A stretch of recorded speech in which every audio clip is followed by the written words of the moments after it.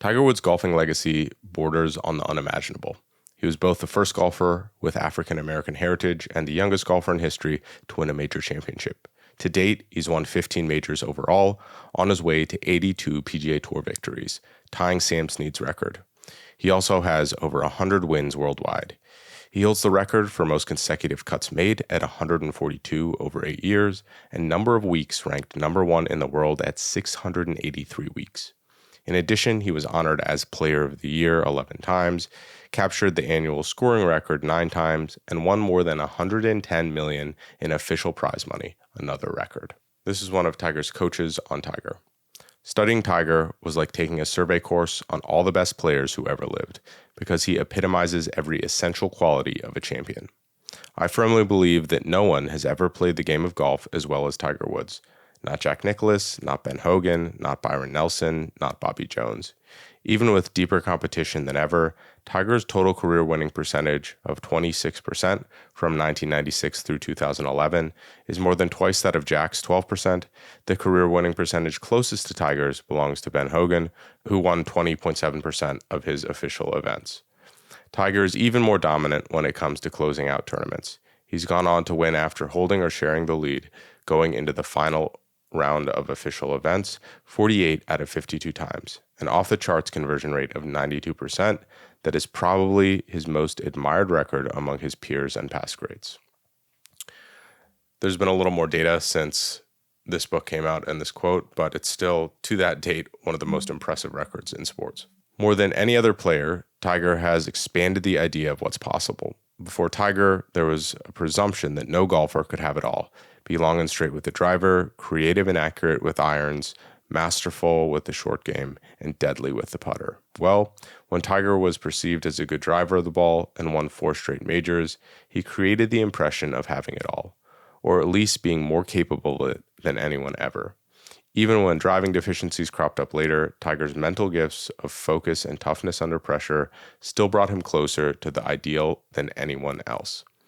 Welcome to the Exponential Athlete. This is the Anatomy of Excellence series on Tiger Woods. So this is a 3-part series. I'll go into a little bit about what each of the parts are, but let's first talk about why I want to do Tiger Woods. Tiger has one of the most impressive dominant streaks of any professional athlete, golfer or non-golfer.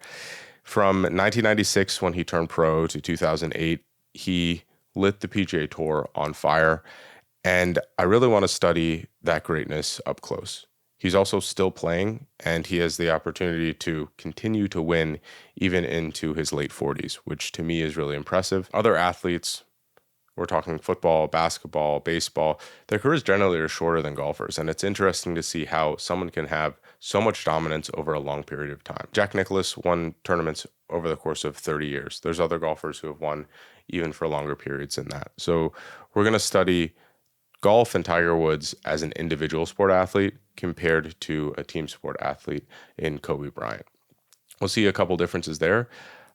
Some of the things that make Tiger Woods exceptionally great as an individual sport athlete probably would have really hurt him as a team sport athlete, as we saw in the Kobe Bryant story.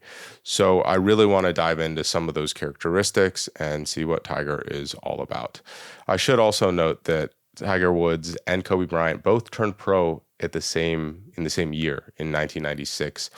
And we talked about how much publicity and fame Kobe Bryant got, but Tiger got that same amount of fame, that same amount of praise, that same amount of publicity times 5. He got a lot. He had to deal with a lot of these things, a lot of being in the spotlight that he wasn't necessarily ready for, even though he was in the spotlight since he was 5 years old and going on TV shows. So that will be something we cover towards the end, where we talk about some of the challenges that he had to face in his journey to success. In this part, in part 1, I call it a programmatic approach. I'm a firm believer that Tiger Woods, even more so than Kobe Bryant, was programmed for success. He was obviously a part of that programming, and he was also unbelievably receptive to that programming. So we're going to look a lot at what his parents did, what he did, and what his coaches did to build the body, build the mind, and build the talent from the ground up. We're also going to focus specifically on what his dad calls standard operating procedure. This is a concept that he took from the military. His dad was a Green Beret, and he built that very much into Tiger's approach to the game of golf.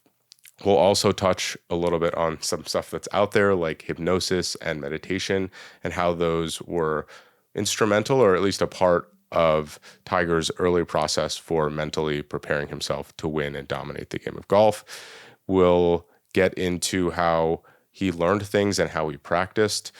What were the techniques that he used, or what were the approaches that his parents took to ensure that he loved the game, that it wasn't a chore for him, it was actually fun for him to continue to pursue. And then finally, we will touch on all of the greats and the different people across sports who he learned from in his ascent. In part 2, I call the 15th Club. So we're going to go inside the mind of Tiger Woods, very similar to how we did with the Kobe Bryant story. We're going to focus first on what forces drive Tiger Woods. Why was he so unbelievably motivated to win and to practice? How did he feel about competition? Was it something he enjoyed? Was competition a means to an end?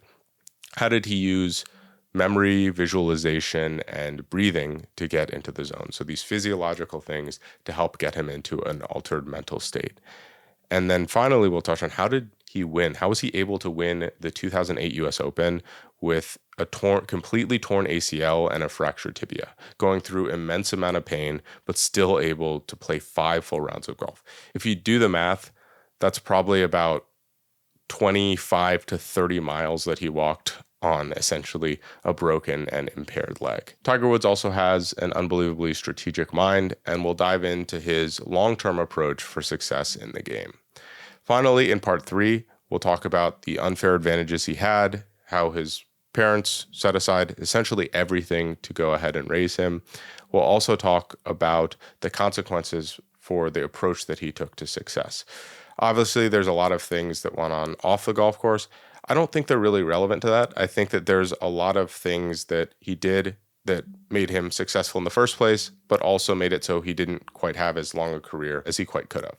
Now, I want to emphasize that I am by no means an expert in any of this. I'm not a sports psychologist. I'm not a hypnotist. I'm not necessarily a performance expert. And I'm learning all of these things as we go along as well. So I take deep dives into specific areas that I'm interested in, and hopefully through me learning and then teaching you, the material is really fresh with me as well. You might also hear some redundancies. We're going to talk about some similar concepts in a couple of the areas to the Kobe Bryant series. I think that's a good thing. If we're hearing similarities between two of the greatest athletes of all time, we should probably earmark those pages and remember them, because if we see that trend across multiple athletes, that means it's probably important for us to build into our game as well. This is also a podcast format, so repeating myself, a little bit of redundancy helps us to retain this information and to remember everything clearly. So let's jump into part 1, a programmatic approach. Let's start this section off with a short quote from Hank Haney, who is one of Tiger's former teachers. Watching him in action, I wasn't surprised to learn that Tiger disagreed strongly with the idea that champions are born, not made. You're a product of your environment, he said, giving credit to his father and mother for providing the conditions that let him fall in love with the game and devote himself to it. So right off the bat, you hear from Tiger himself that the conditions that his parents created for him helped him breed success in the game. I think that that's really important. Something I also found interesting and a little funny from my own background in computer science is that when Tiger came on to the PGA Tour, when he turned pro, Nike created this Hello World commercial for him. Hello World is something when you're starting using a new programming language, that's always the first thing you write. It's a little bit of history. It's a little bit of fun exploration and a sort of like meme that programmers use. And I thought that that was very fitting because of my belief that Tiger was programmed in a certain way. Again, he was very involved in this programming process himself, but that was a nice little dig to the other side of my career and my work. I wanted to start with the idea of standard operating procedure. So this is a concept that Tiger's dad essentially baked into him from a very, very early age.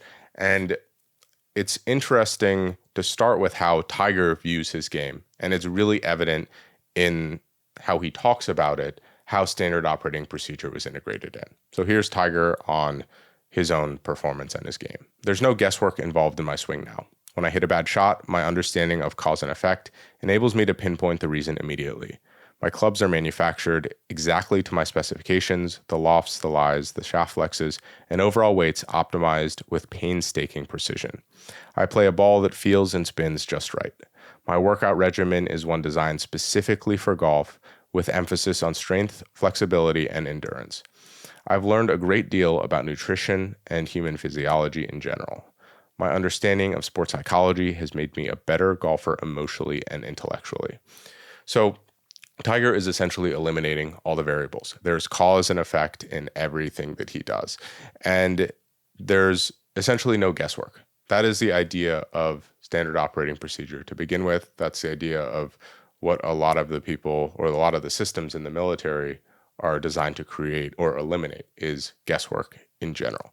So this is how Earl viewed this standard operating procedure and essentially why he built it into the game early on. So here's Earl's approach. His approach to achieving a goal was to formulate a game plan and proceed systematically. Along the way, you assessed and reassessed your strengths and weaknesses honestly. If a ball stopped 1 inch off the fairway, you didn't count it as a fairway. So checks and balances, being honest with yourself, creating a system and a framework of accountability is something that's baked into this system to begin with. One of the toughest things I had to teach Tiger was the need for a pre-shot routine or procedure. In the military, we called it a standard operating procedure, SOP. Whenever you could quantify something and make it routine, you'd put an SOP on it. Then you didn't have to reinvent the wheel each time. It became automatic and rote and thus more effective.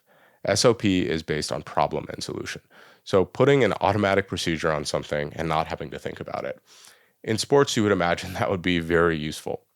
So let's take a 3-foot putt. If you get up and it's automatic, you go through a routine and hit it in. A free throw shot. You get up, you have a routine. Almost every good free throw shooter that I've seen has a specific routine they do, and it is in some sense automatic for them. Being automatic in sports is a very valuable thing to be able to create. It also eliminates a lot of nerves. It eliminates a lot of pressure because you just go through your routine and you automatically do something. The solution was to develop a routine procedure so that Tiger could perform under pressure as effectively as he did in the absence of it. So again, we're talking about pressure. We're talking about creating this automatic routine to be able to execute and do the exact same thing regardless of the circumstances. Routines or automatic things, they hold up dramatically better under pressure than trying to freewheel or do any of these other things that are not. So an example of outside of a pre-shot routine in golf, which we'll talk a little bit about. Well, actually, here's an example of Tiger's pre-shot routine. So Tiger stands next to his caddy, slowly opening and closing his eyes. In studying Tiger, I'm convinced that other than a means of relaxing, this is a conscious cue used to trigger the pre-shot routine. So he stands there, he opens and closes his eyes, that triggers things. He goes, he thinks about the shot shape, he stands behind the ball, and then he approaches the ball. This does go beyond just the physical aspect. There's also a mental pre-shot routine that he can do, or a routine that he takes, or a standard operating procedure for evaluating a shot.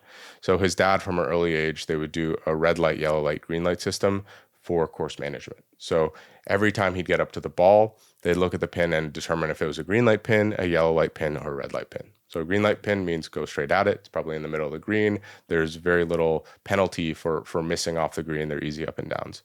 Yellow might mean that there's one side, the miss is not good.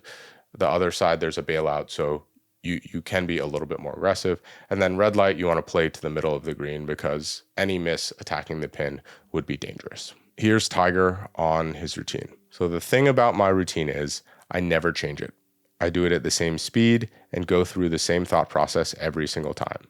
Not only do I gather all the information I need about the putt itself, I also get myself in the best frame of mind to stroke the putt. By that time, I take a putter back, I'm in great flow, physically and mentally. I learned it from my dad, who had read it from Jack Nicklaus.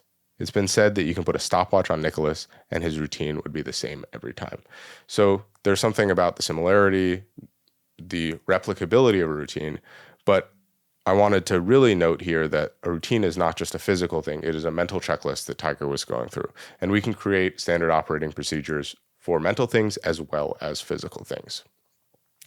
And the standard operating procedure, I want to stress that it was not just at the ball, it was before the shot, as before the tournament. These things can stretch all the way out as far as you would like. So there's a standard operating procedure that Tiger had for tournament prep, which I thought was pretty interesting. And this is Earl talking, his dad. During practice rounds, during tournaments, Tiger and I will each prepare a plan of attack on every hole. This includes an evaluation of the degree of difficulty of the hole, which club to use for the tee shot, where you want to put that tee shot, and other factors as they become apparent. At the conclusion of the round, we would sit down and compare notes. So before each tournament, Tiger has an approach for each of the holes, an approach at least for all of the tee shots. The rest of the shots can be a little bit open-ended.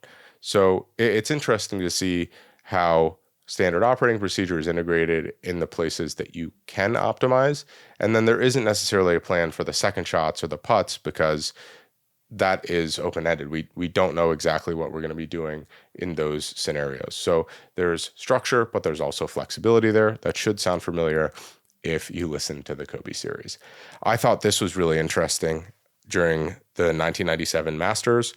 So Tiger was pretty heavily criticized for some of the things he said before the tournament, and this is one of them. And you'll see how this might play into standard operating procedure. I said I was trying to treat the Masters like any other tournament. My thinking was that the game was the same as in college golf or any other pro event, even if the spotlight was so much brighter on the Masters than the tournaments I'd played while I was at Stanford. I didn't mean to offend anyone. I was being honest, but I learned that I had offended some of the media and I got ripped. My deal was that I entered every tournament, no matter what it was, to win. I wasn't about to get distracted or overwhelmed by a place or its history. I had read the books about the Masters and knew plenty about its history. I felt like I could talk about it with anyone, and I'd be glad to do that, but after the tournament. I wanted to focus only on my game and the shots I needed to play. I felt that way in every tournament. The Masters was no different. That's just the way I felt. So he had a standard operating procedure for winning golf tournaments. If they all feel the same, there's no extra pressure for him to perform. To me, that is a really cool mental construct that he created is this golf tournament, it's still just golf. This shot is still just the individual shot if you break it down. A putt at the Masters is no different than a putt on the home putting green if all the conditions are the same. Most people are just making it more than it is because of all the people and the history and all these things. The history means nothing to the golf ball when you hit it. Tiger also has developed quite an interest in the military. As you can imagine, he was raised in a military family. He really liked the structure that was imposed on him or that he was a part of imposing on himself. And this is seen through a lot of, him observing and military DVDs and playing military games. I thought that this was an interesting tie-in because it has some implications later in his career. His most repetitive viewing was a DVD called Navy SEALs Bud's Class of 234. BUD stands for Basic Underwater Demolition SEALs. The video followed a group of SEALs candidates through a 6-month training course that was so brutal only 30% graduated. Tiger knew the whole thing by heart. He'd tell me about Hell Week, when very little sleep was allowed, or how long a person could stay in 50-degree water before the body becomes hypothermic. I was also struck by how the instructors accepted absolutely no excuses for candidates not completing a task, no matter how difficult the task was. So, one, there's very clearly constraints, there are expectations, but the failure and success criteria were unbelievably straightforward. And that's a part of standard operating procedure. Everything is either a success or a failure. Not to say if you're a failure if you don't succeed a mission, but if you do fail, you have to learn from it. You have to reevaluate. That is something that the military does very well. Tiger would also play a lot of military shooting games, and he was just as involved in those as he would be in golf. I thought this was interesting, maybe more of an anecdote than something we can learn from, but Tiger would get totally immersed, sitting on the edge of the couch, as intense and focused as if he were playing in a major championship. I never played, but after being around him so often while he was playing, I had the urge to try. He never offered to show me. So while structure is really important, I think when it's been built into you from early on, you have to be able to continue to perpetuate that, whether it's on your own, through self-structure, or through coaches, or through other people there. And this is something that we learn about Tiger as well. I mean, I wouldn't say this is necessarily a pitfall, but it's something that is a constant reminder. If we're lax with structure, if we start with structure and we sort of fizzle out, we don't get the same results. This is something we have to reinforce. This is something we have to continue to practice. So this is, again, Hank Haney, one of his coaches, on his need for structure. With no offense to me, Earl said that he didn't think it was particularly important which swing coach or technique Tiger decided on. He believed he was good enough to adapt to anything and still beat everyone. But Earl did say that it was important for Tiger to have structure because that was the way he operated best. He enjoyed the details. He never hit a shot without knowing exactly how far it was. So he always had a yardage in mind with every shot. He'd pull out the rangefinder before hitting at a flag on the practice range, and when he switched targets, he'd pull out the gun and figure out the new yardage. He never failed to do this. Again, keeping this consistency, keeping this routine over time is what's important. You can't just sort of half-ass standard operating procedure. You can't just half-ass a routine or structure. This has to be regimented, and that's how it becomes automatic. Some of the habit research that I've read says the average it takes to ingrain a new habit is 66 days. So if you're doing something like this 66 days straight, you're doing this every round of golf you play 66 times, that is probably going to be where the average or half, I don't know if it's a normal distribution, but the majority of people around that time period will be able to ingrain this and not have to think about it anymore. As I like to say, when Tiger had wiggle room, he'd wiggle, but with no wiggle room, he was a rock. So even Tiger Woods, one of the greatest athletes of all time, when structure was not there for him, he didn't perform optimally. So what can we learn about standard operating procedure? I want to pull directly from the previous stuff we've done on Kobe, is that Kobe felt that there was creativity in structure. So in Tiger's case, he was able to be unbelievably creative with the shots he hit. He was able to use his imagination in very vivid and wild ways and do things with the golf ball that most people never would have dreamed of, because he didn't have the doubts of what shot am I going to hit here? What am I going to do? Like, did I measure the distance right? Did all of these things? All of these were taken care of through his standard operating procedure, and that allowed him to execute at unbelievably high levels. So I would also think for us, for me, what standard operating procedure can we integrate into our lives? For me, when I'm recording a podcast, maybe I can prepare my notes in a way where it's really easy for me to read. I rehearse them in a specific way. So every single time when I go into presenting, they're in a similar format. There's this structure that I use and give. Maybe it's a pre-shot routine for making sure that you have all of your gear before you go to a tournament. That's something that I would forget all the time. I have a putting mat over there. I would take my putter out and I practice putting, and then I'd leave it in the car when I go to the golf course. What a dunce move. But at the same time, there's standard operating procedures you can integrate for that. But there's also standard operating procedures you can use for a free throw or any time you're going from a static shot. Those are things, that could be a free throw, it could be a corner kick, it could be any of those types of things.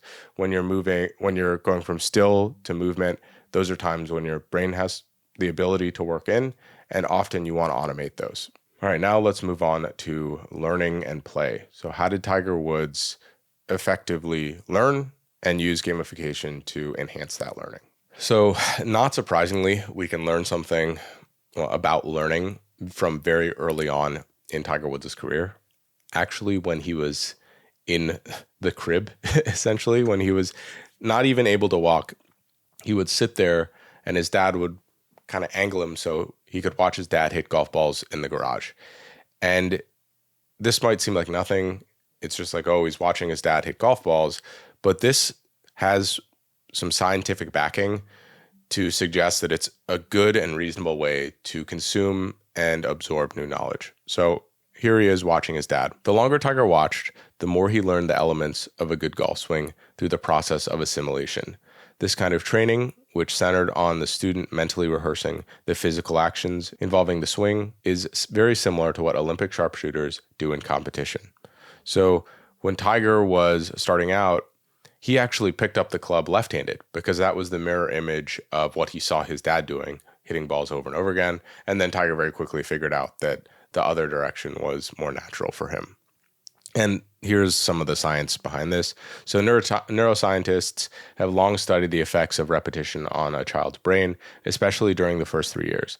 The types of repetitions, experience, as well as quality of relationships in those first few years have a powerful and lasting influence on the brain's development. Based on later accounts, a conservative estimate suggests that by the time Tiger turned 1, he had spent between 100 and 200 hours watching his father hit golf balls. And the way this works, this isn't necessarily a super heavy science podcast, but the mechanism at play for ingraining skills through watching or repeating are called mirror neurons. So the interesting part is that mirror neurons fire in the same way when we actually recreate the action ourselves. Apart from imitation, they're responsible for a myriad of other sophisticated human behavior or thought process. So mirror neurons are very important for skill acquisition, learning by observing and replicating. If you want a full episode deep dive into mirror neurons, I'm happy to do that. Something I obviously could stand to learn a little bit more about as well. Another batch of things that I thought were interesting were how Tiger's dad as well as coaches would use a couple different tools to help to teach him, essentially. So the first one is metaphor. They also use imagery and tools. So we'll dive into each of those individually. Whenever possible, Earl used mental imagery to help convey the most important physical elements of the swing. For example, when showing Tiger how shoulders and hips should turn clockwise on the backswing, then counterclockwise on the downswing, he told him to imagine a door opening and closing. He would also have Tiger do this drill where he would putt to the hole. So when you're doing your practice putting strokes, you look at the hole and then you look down, and you're supposed to keep the image of the hole in your mind. Another drill that he would use where there is some sense of metaphor. So a metaphor, the picture of the hole is technically a metaphor. The door opening, closing is a metaphor. And the landing zone for a bucket or a towel. So when he chipped, he would have Tiger imagine that he was landing the ball in a bucket and then it would roll out. So you'd chip and you'd imagine the flight of the ball landing into a cup or a basin, and the ball would continue to roll out there. So you're aiming to a shot and intermediate target rather than thinking about the hole necessarily.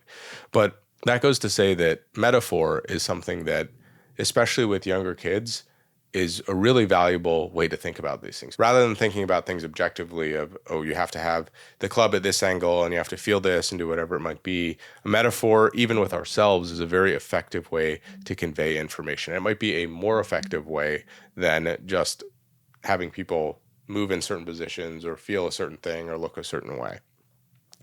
His second golf coach, so John Anselmo, did something very similar. So Anselmo always depended on mental imagery to enhance Tiger's swing and shot-making game. For example, to get Tiger to stand correctly over the ball, slightly bent over at the knees, and ball and socket joints of the hips, Anselmo had Tiger visualize posture somewhere between a soldier at address and at ease positions.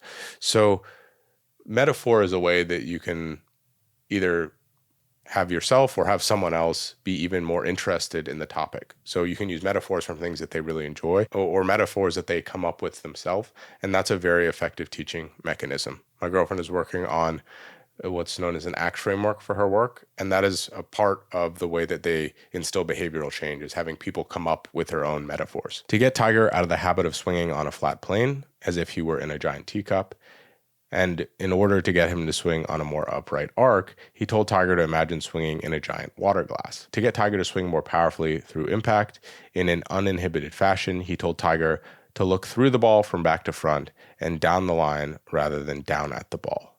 To get Tiger to employ a rhythmic pitching swing marked by an extra smooth arm action, he had Tiger imagine a mother rocking a baby back and forth and swinging a range ball basket in the same manner. So this all does seem a lot like Mr. Miyagi painting a fence and wax on, wax off, but maybe there's something to that. I think that learning in those ways where the movement pattern you're ingraining rather than the specific action of the sport can be very, very effective. And I think it's called like an ergonomic approach, ecological approach is a very new concept in jiu-jitsu, where you're not necessarily learning moves, you're learning these movement patterns, and there's really good results from training in these ways.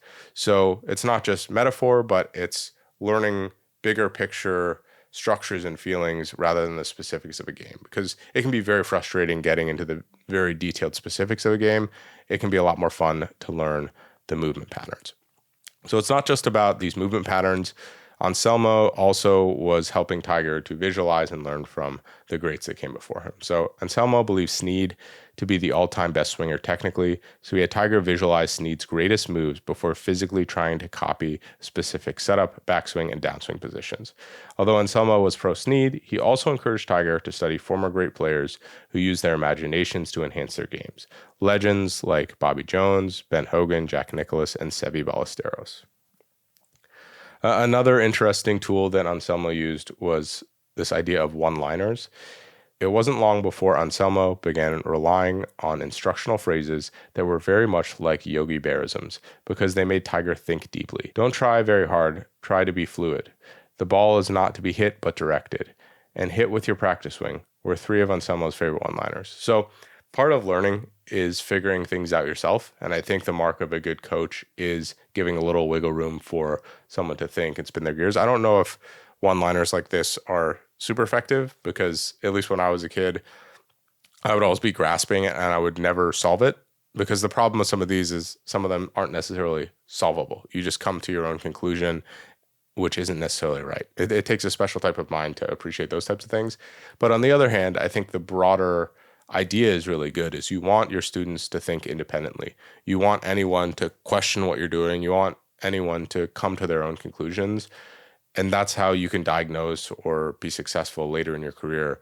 The goal is to outlive a coach or to outgrow them, not outlive them. I guess if your coaches are older, that's pretty natural. But you want to outgrow your coaches. And one way that they can help you do that is through leaving some gaps that you are to fill in. Tiger does use metaphors himself. This is something we talked about a little bit earlier, but it's interesting to see the language he uses. So I was getting into that state where when I'm playing, I'm in my tournament armor. But in practice, I did want to be able to enjoy the moment and enjoy the people watching me. I wasn't always successful, especially after I hit a shot I didn't like, but I did try. If I was going to succeed in majors, I better get used to the attention. He also describes himself and his game face as cold-blooded assassin, which is something his dad told him to describe. It might be a little teaser for if we talk about the alter ego effect a little bit later. One last way that Tiger was learning that I thought was pretty interesting. I don't think it's necessarily unique by any stretch of the imagination, but it is important to evaluate, was he did use training aids. And in golf and sports and all these things, training aids are generally looked at as hokey, but even Tiger was using a specific type of training aid or an obstacle or whatever it might be to help him improve his performance. A few days later, Butch, so it's Butch Harmon, who was his first big name coach, showed up with a device he attached to the grip of the putter. He fooled with the setting for a minute, then challenged me to hit some putts without making the device emit a loud beep. It went off the minute I addressed the ball. I lightened my grip pressure to quiet the thing, but when I actually hit the putt, it went off again. Man, that thing drove me crazy, but eventually I was able to hit putts without activating the beeper. Surprisingly, I putted pretty well with that new light grip pressure. You'd think I could just tell myself to ease up on the grip, but I found it difficult. I could take a light grip over the ball, but then I would instinctively squeeze the grip as I make my putter forward press just before taking the putter back. I hated the thing, but it was useful. I practiced with it at home and in hotel rooms during tournaments, but there was no way I would take that to the tournament, even during practice rounds. I'd feel embarrassed if the thing beeped, and I often had trouble stopping it from beeping. So Tiger is out there even using a training aid. He was embarrassed to use the training aid around his fellow peers, but learning through obstacles, learning through things that help adjust and train your feel, I think is relatively important. That is something that we can use to augment or improve our game. Something that I personally like learning from is having obstacles in my swing path or using practice dummies or any of those types of things when I'm training jiu-jitsu. I find them to be very effective for me to ingrain the movements without necessarily needing oversight. If I get into the right places and I'm avoiding objects, to me, I don't have to necessarily think as much about the mechanics. I just have to think about the feeling of avoiding a structure. And that has been something that works quite well for a lot of people. You're seeing more and more training aids on the PGA Tour or in some of these different settings now. I think it's now about which ones are useful for the problems you face versus which ones are just gimmicky and are not going to help you come to the conclusions about yourself. So when looking more internally, which of these constructs can help make us better? Is it that metaphors are going to be effective for us helping improve our game? Is it going to be that imagery, visualization, imagination is going to help us to look at a problem in a different way? Or can maybe you find a training aid that does solve a specific problem that we're focusing on? Every coach that I go to, I ask them to help me with a physical aid rather than just telling me what to do or trying to get a feeling, because I find the physical aids help me dramatically. So a lot of that section was focused on how he was learning. This section is focused on what coaches and what Tiger was doing to keep learning engaging and interesting. So this is also sort of how he was learning, but I find this to be a very powerful section, especially for me. So I believe this is Earl.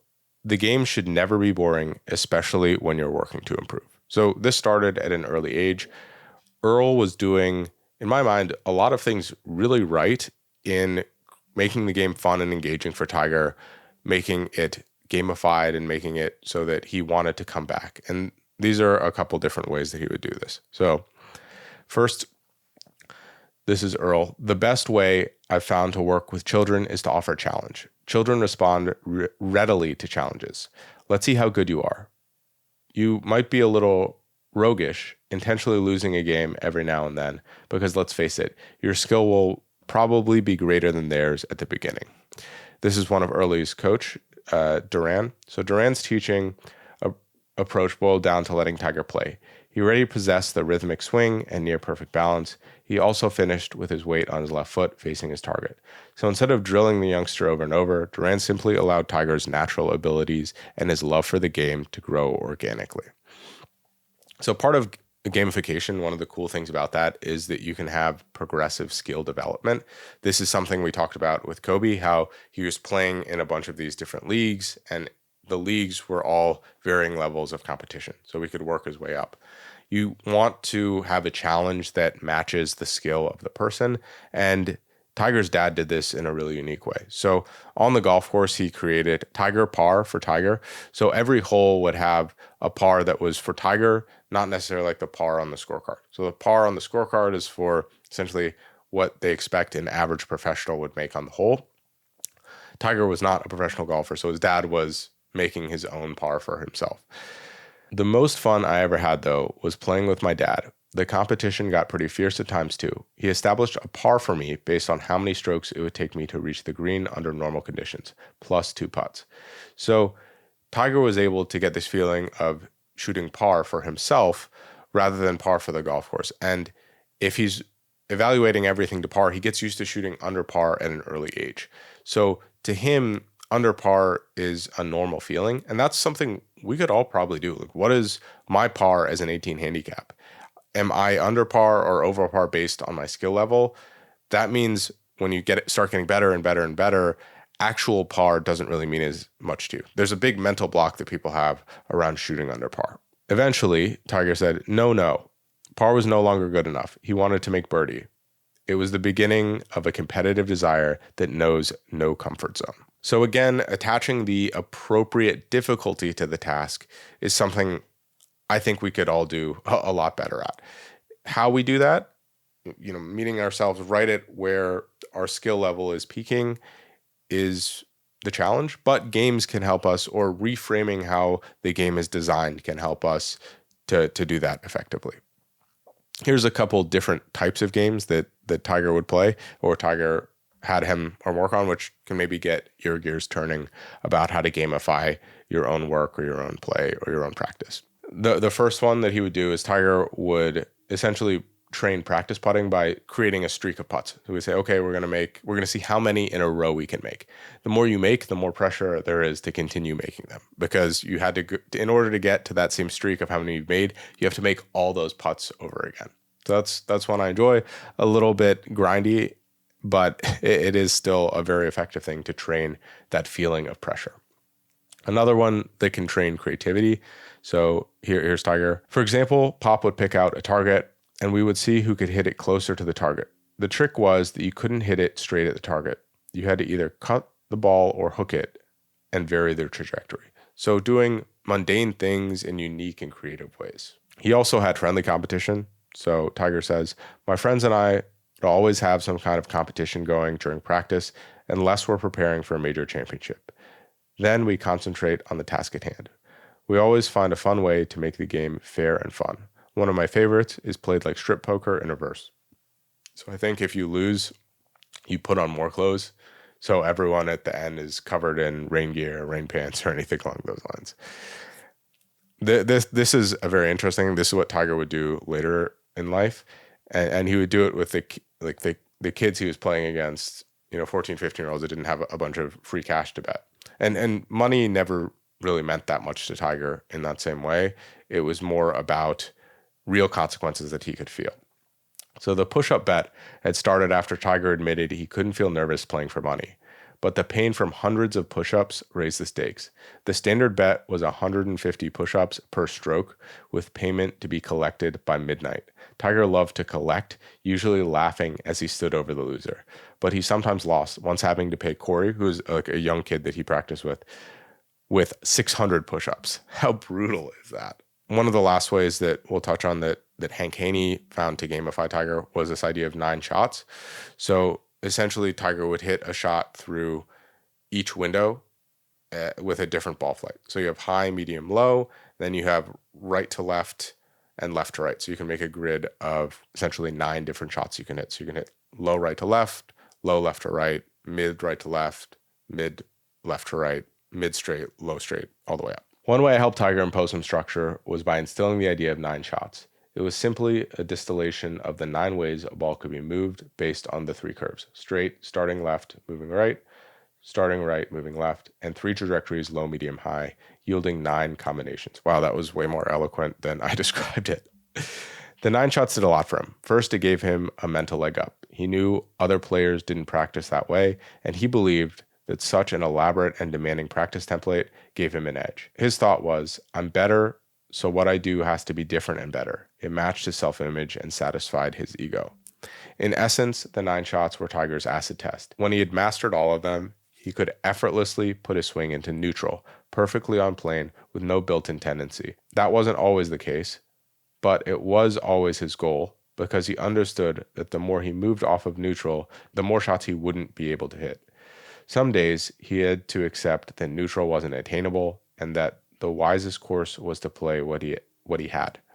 Those would be the days when he gave the pin a wider berth and focused more on avoiding mistakes than making things happen. He had confidence that he would figure it out before the next round, and that helped him be more patient. But most important, the 9 shots allowed Tiger to access his artistic abilities in a structured way, and I believe it eventually made him the best iron player of all time. So Tiger has this drill, this pattern, which in a sense is a game. He's trying to reach an objective in a creative way. He is trying to do this every time, and it serves also as a diagnostic. So there's a lot of benefits of creating these games. If you play this game every day, you have a benchmark, you have a baseline.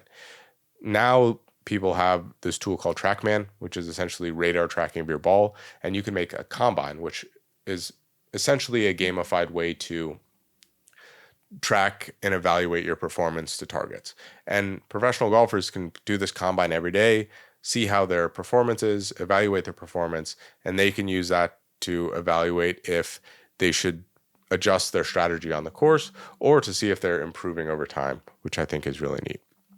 So it wasn't just that Tiger was playing these games. He also had the opportunity to play with some professionals at a young age. And I think that that's important. Seeing people who are at a higher skill level, but also having fun and being able to play in games that you are more on a level playing field. Tiger Woods going on the course and playing against a professional when he's 6 years old is probably not going to be a fair match, but them chipping around, them having a putting contest, the level difference is going to be dramatically less. Every once in a while Stuart Reed, a member of the European PGA Tour who lived in Long Beach, would come to Hartwell for a practice session. Stuart and I became fast friends. We would have so much fun practicing, trying to outdo each other. I was only 5 or 6, and no way could I match his long game, but I gave him a run for his money on the short shots. The fun part was creating shots to escape obstacles. Sometimes Stuart would show me how, other times I discover by myself. Golf has always been a game to me. Even later in life, Tiger did have some fun competing and essentially playing with other professionals. Here's a fun example that I really liked. David Duval and I were the only ones out there on the practice range as night approached. The fans sitting in the stands were asking us to have some fun, maybe put on a trick show of sorts. David and I said, sure, what the heck? We hit shots simultaneously. I'd hit a hook, David would hit a slice, or vice versa. The balls crisscrossed in flight. We were a couple of golfers enjoying ourselves as we would on our own, having some fun and entertaining the spectators. It didn't matter that we were doing it during a major. The more I thought about it, though, the more it made sense to have some fun like that at a major. You'd think you need to do something different because you're playing a major, but you don't need to do anything more than play smart. So he also had this experience with Seve Ballesteros where when they both worked with Butch Harmon, they would practice shots together. The last thing that I want to touch on, I thought this was fairly unique, is that Tiger spent a lot of time training feel. This isn't something we generally think about. Maybe it's something we all do when we practice, is we are training the feel of the shot, but he was very intentional about training the range of feel. So it wasn't just, oh, I want to get the feeling of this movement. I want to get the feeling of the range of this movement instead. So he would do this in a couple ways. So when he was a kid, his dad would have him play this game where he would toss a ball with his eyes closed and get, the feeling of getting it close to the hole. That's not something normally we would think about training in that way. He would do a lot of different things with his eyes closed. He would also do things like this. So I used to have Tiger hit a shot and then hold the finish position until the ball stopped rolling. Not only did this drill train Tiger to feel and repeat an on-balance swing, it disciplined him to be mentally tough. A great way to improve your feel is to putt with your eyes closed. After each putt, try to guess how far the ball rolled, and a nice addition to this is you guess if you missed it left or right. For Tiger, this is the best drill for distance control he knows. Butch Harmon has this eyes shut, mind open drill where essentially you'd visualize a ball, you'd hit it with your eyes closed, and you'd say how far off you were. Tiger also had some drills like this for specific deficiencies he had. So he would peek at the hole, and this is one he used to avoid that. I found an effective way to fight the problem. I practice putting with my left eye closed, so I can't see the target line at all with my peripheral vision. That makes it easier to keep my eyes looking straight down. We also talked about the beeper, the feel beeper that Butch Harmon put on his clubs before as well. This is Tiger on identifying those end movement ranges, which I thought was really interesting. When he did commit to learning a new move, one of the things he had a knack for was finding what I call his feel parameters. In other words, he'd identify the move he was thinking about, let's say more forearm rotation, and then tell me before he hit the shot that he was going to hit it in a way that felt extreme. I'd then monitor if it was too much, still not enough, or just right. When he learned what the right position felt like, he was capable of taking it into competition. The tricky thing with this is that feel that produces the right result will eventually, and sometimes very quickly, lead to overdoing the move. This is why teachers often say feel is not real. Tiger had an uncanny ability to keep adjusting his feels in a way that kept producing the move he wanted. Going to Pinehurst, he had a good handle on the right amount of forearm rotation, and it made the ball striking very consistent. So Tiger, throughout his career, has trained this feel, and now he can fine-tune it to be able to replicate a movement over and over again. I thought that was a pretty unique thing. Training feel also has benefits for if his swing goes off track. He can save shots with feel. So here's Tiger on that. The science says it's impossible to make a change inside of a motion that takes a second and a half or so. But I believed I could make the compensation. On the way down or halfway down or right before impact, I could fix what was wrong. I could save the shot with my hands. As it turns out, that came in handy during the Masters. My dad had taught me how to save a shot by ordering me to, at the top of the swing, to hit a particular type of shot. A draw, big hook, fade, big slice. That was just fun in games, but it trained me to be able to save a shot when things weren't going well. I don't think that that's something anyone else really practices. How do you account for that? But that's something that probably had a reasonable impact on success in some key moments. The golf swing is not exactly what you want all the time. The conditions aren't exactly right, but being able to save a shot, being able to have the feel or the ability to adjust to those circumstances, I think is a really powerful and useful skill. And here are some of the results of training feel over time. I thought that this was a really interesting story. Some might say, hey, this is a superhuman ability of his, but I believe all of the training of specifically feel, golf-related and non-golf related, like tossing the ball, can lead for anyone to develop this type of tactile skill. This is a cool story from when Tiger was trying different equipment. There were 6 in total. After putting the drivers to their paces, Tiger told Devlin that he preferred the one that was heavier than the others. Devlin informed him that all 6 drivers were the exact same weight. Tiger argued otherwise, insisting that one weighed more than the others. To prove him wrong, Devlin sent the drivers back to the design wizards at Nike testing facility in Fort Worth with instructions to weigh them. They found that 5 drivers were exactly the same weight, and the 6th was 2 grams heavier. So Tiger is able to do this, to feel this difference of very small. They say it was 2 grams, which is about the weight of a dollar bill. And that probably has some benefits in his playing career. If he has this really unique sense, he can feel the greens, the undulation. Something that I see in a lot of professional golfers now is they use this strategy called aim point. So aim point helps you read putts, and you do this by approximating the slope of the green with your feet. So essentially you practice this. You put a level out there, you put your feet there, and you try to be able to guess how many degrees of slope are there. And using the exact degrees of slope, you can calculate how much a putt would break based on the speed of the greens and the length of the putt. So there's a very systematic and accurate way of green reading, but it still relies on you training your feel to be able to evaluate how many degrees of slope there are. So this is, again, a skill that you can cultivate and evaluate. So going back through this, I think it is important to evaluate, one, how can we make the practice we have more gamified? How can we make it more fun for us? How can we make it more objective based? But also, are there ways for us to train our feel like Tiger did? Maybe you're training your shooting feel. So rather than shoot, even though a 3-point shot in basketball is a dramatically better shot, maybe taking some deep 2s and varying the lengths you're shooting just so you're working not just from a static location, being able to adjust in these circumstances. Maybe it's practicing your feel of putting with your eyes closed. Maybe it's doing some of these different activities that we mentioned here. The next section, we're going to talk about how Tiger practices. I think this was very interesting. It's also his philosophy on practice as he went through his career.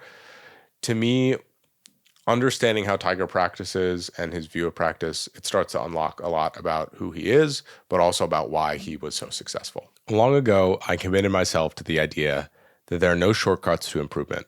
The best way to ingrain the correct movements and positions is through repetition. Some players look at practice as drudgery. I happen to love it.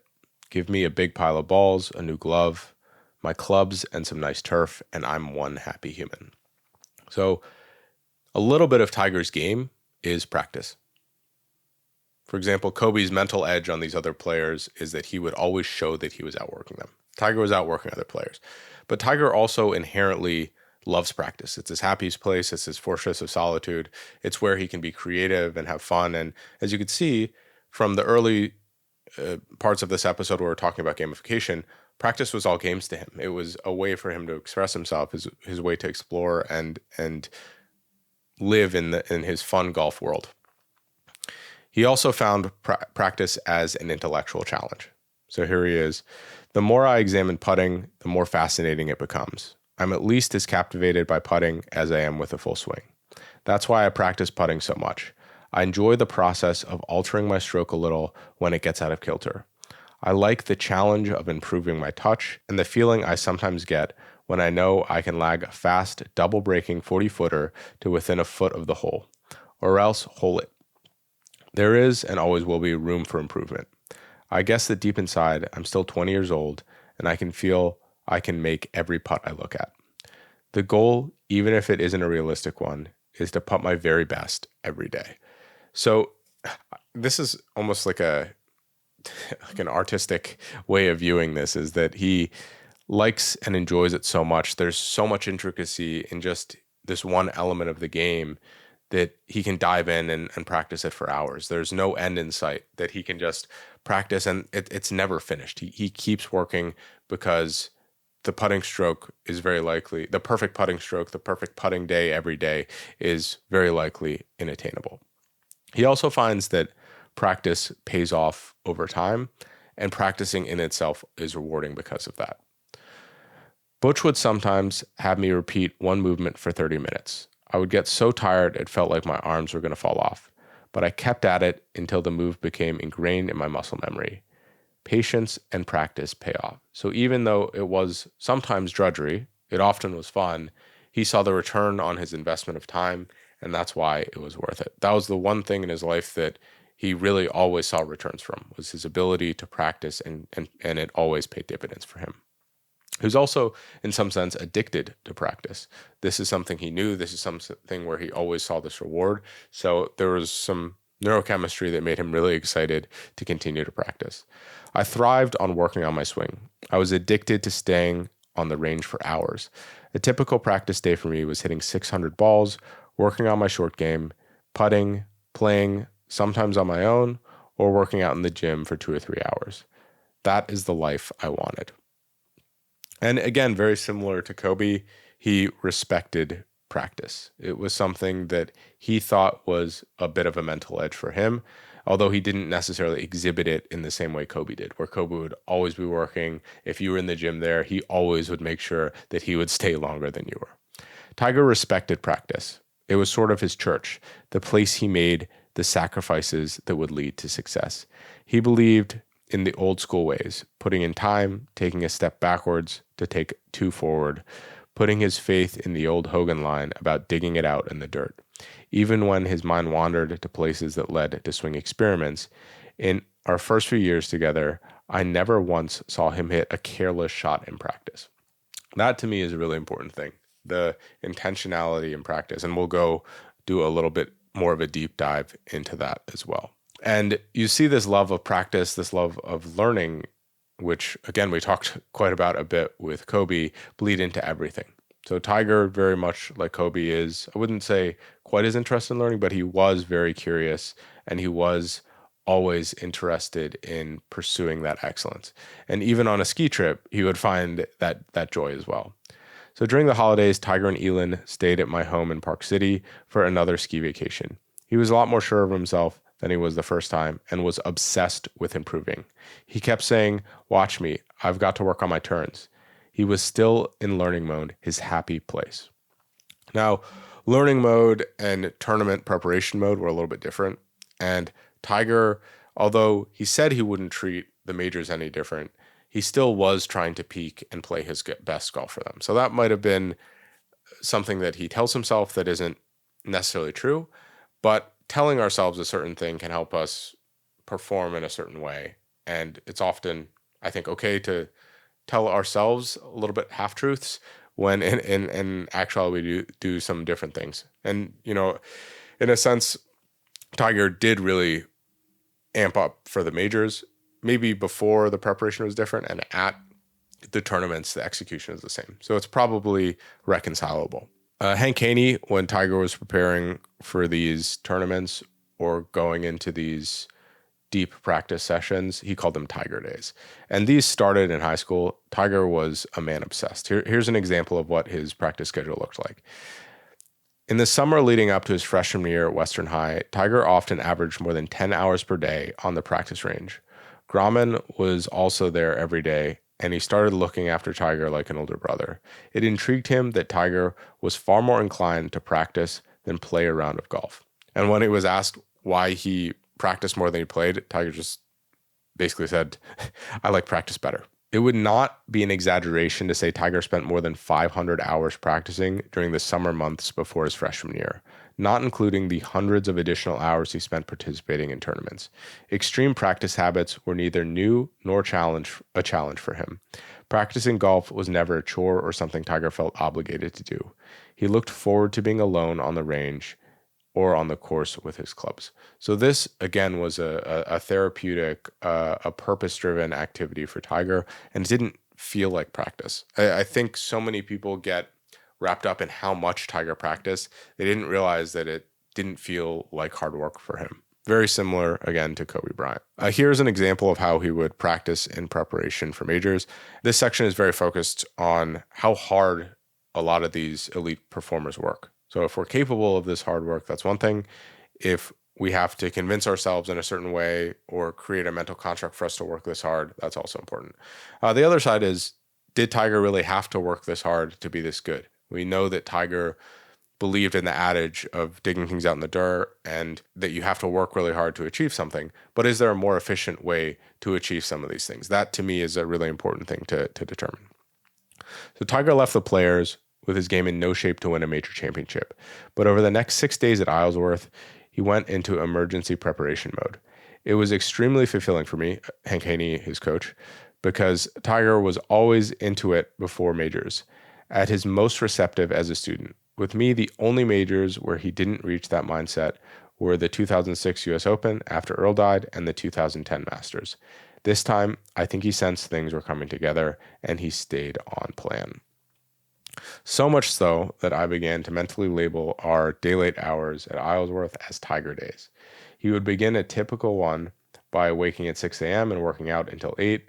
After he showered and ate breakfast, he would meet on the practice tee at 9 for 90 minutes of hitting balls.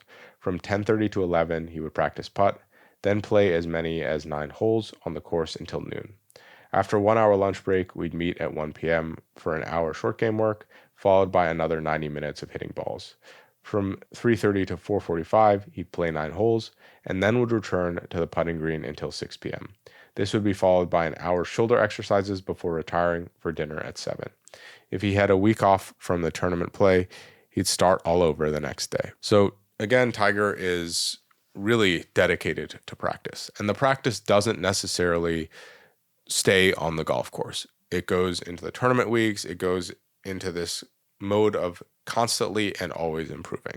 So Tiger was struggling with his golf swing at a golf tournament, and this goes to show the dedication that he has for practice. It's not just getting the reps and doing exactly enough. Tiger will constantly go above and beyond for this. When I called Tiger back, I told him to get in front of a mirror in his hotel room and practice his backswing for 30 minutes, working on starting his takeaway, straighter back, and keeping his eyes level. Then to practice his downswing for 30 minutes, getting the club more in front of him and feeling like he was adding loft as he came down. Do that, bud, and you'll be good to go tomorrow, I said. Then Tiger called me back the next morning, a few hours before his starting time. He said he worked 2 hours in front of the mirror before going to bed. Then when he woke up at 2 a.m. to go to the bathroom, he looked in the mirror and started working on his swing again. He said he spent another 90 minutes working on the same stuff before going back to bed. Then after rising in the morning, he did another hour of mirror work. A total of 4.5 hours of studying positions and movements since I'd passed along my suggestions. In the final round, Tiger went out and shot 29 on the front nine and passed VJ. He ended up shooting 63 to win by 3. He called me back and said, "That was a nice win." So Tiger is going above and beyond with his practice because it's for himself. He wants to get better. It's not because someone told him to do it. And I think that that's a really important thing for us to evaluate on ourselves as well, is if I'm working really hard because my coach told me to work hard, there's probably further I can go. It's all going to benefit me in the long run. Me doing more, me having a more effective practice, me really ingraining it deeper. I'm not going through the motions because it's all for my benefit in the long run as well. One last thing is that Tiger was just always practicing. So time and time again in a hotel room, alone with friends, Tiger Woods was practicing chipping blindly over a bed into a bathroom cup. Tiger lives practice, and I guess it isn't really practice, or it is practice, but it's all fun for him. It's all games. It's all stuff that he wants to do. He's so interested in the pursuit of perfection and in the pursuit of winning that he enjoys every second of this practice that he does. I want to take a second and dive a little bit deeper into Tiger's purpose when practicing. So he is someone that, as Hank Haney described, essentially never hit a shot without intention to it. And I find myself, I see a lot of athletes practicing without having clear intentions in mind. So this is a really cool case study of how Tiger framed things so that there was purpose involved. This is Tiger. Never judge your practice sessions by how long you practiced or how many balls you hit. Some of my most productive practice sessions have lasted all of 20 minutes.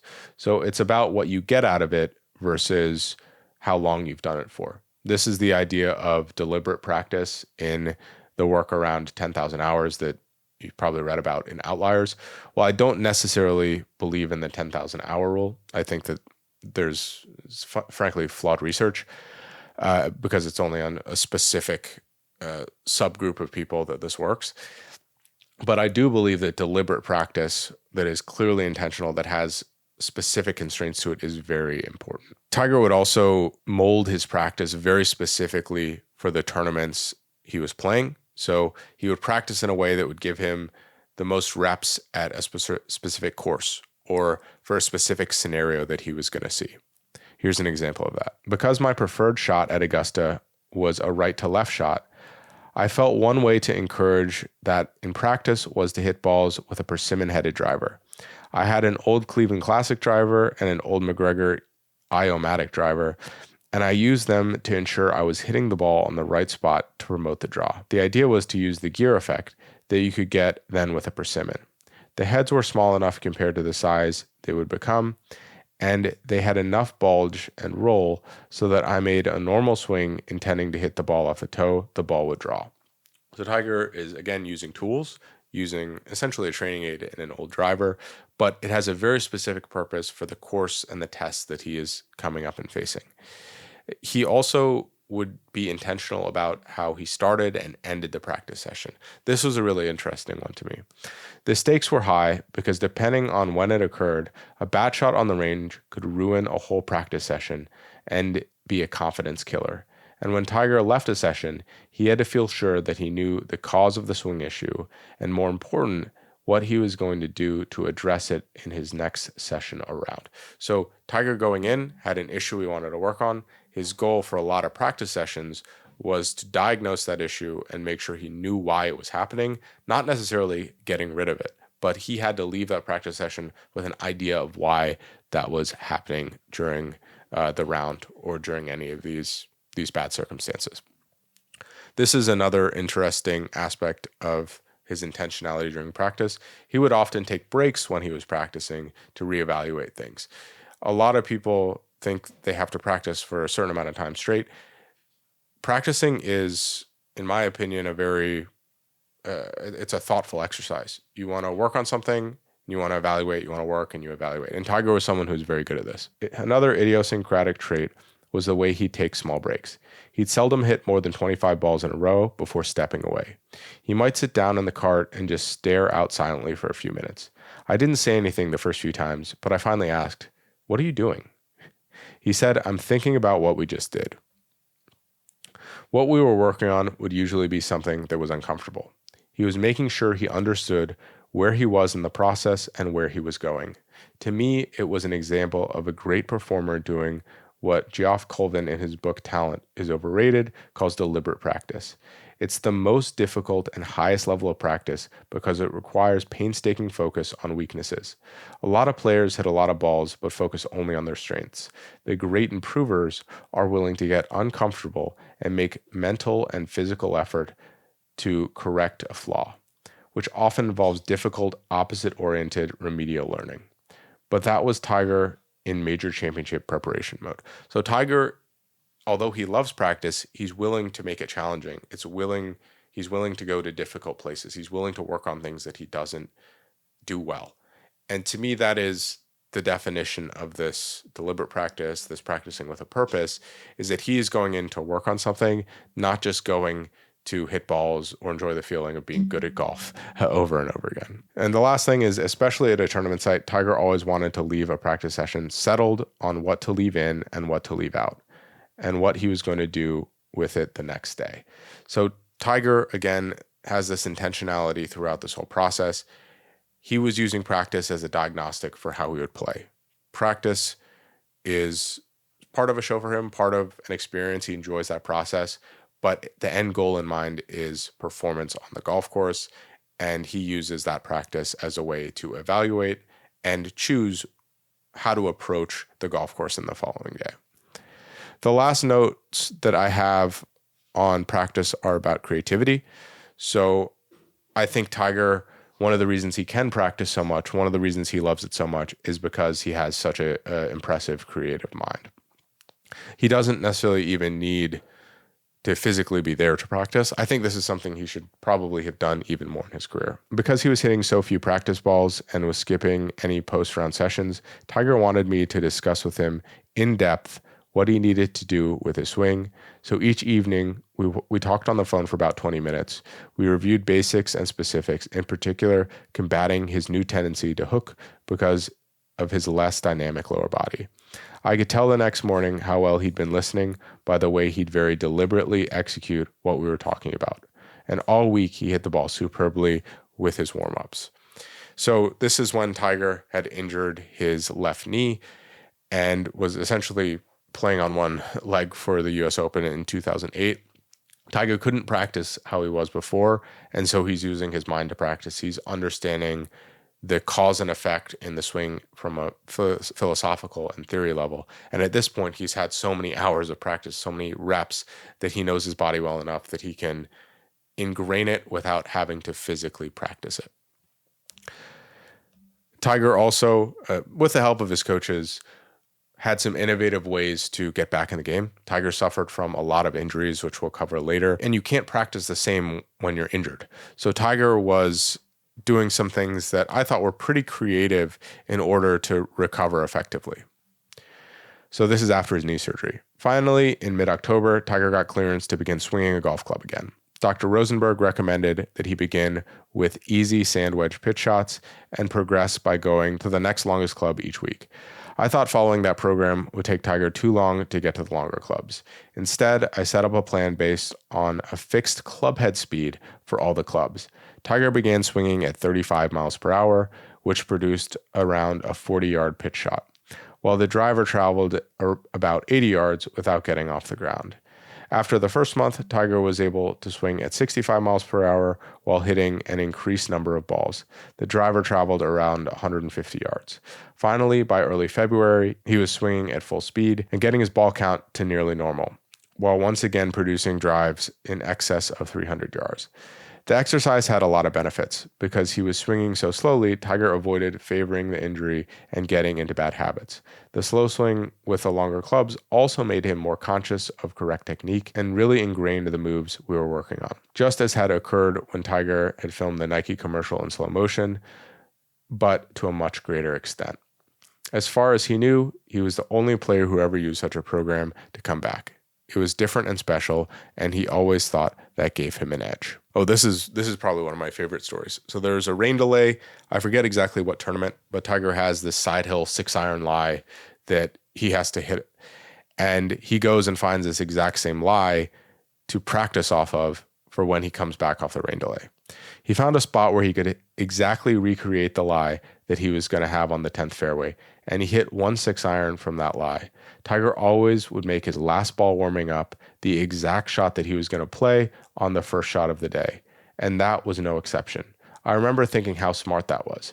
Sure enough, he went out to the 10th hole, hit a 6-iron to 2 feet, and birdied the hole. That to me is cool. So this is something Tiger always does, is the last practice shot that he hits is the first tee shot that he has that day, and then he goes and just recreates it.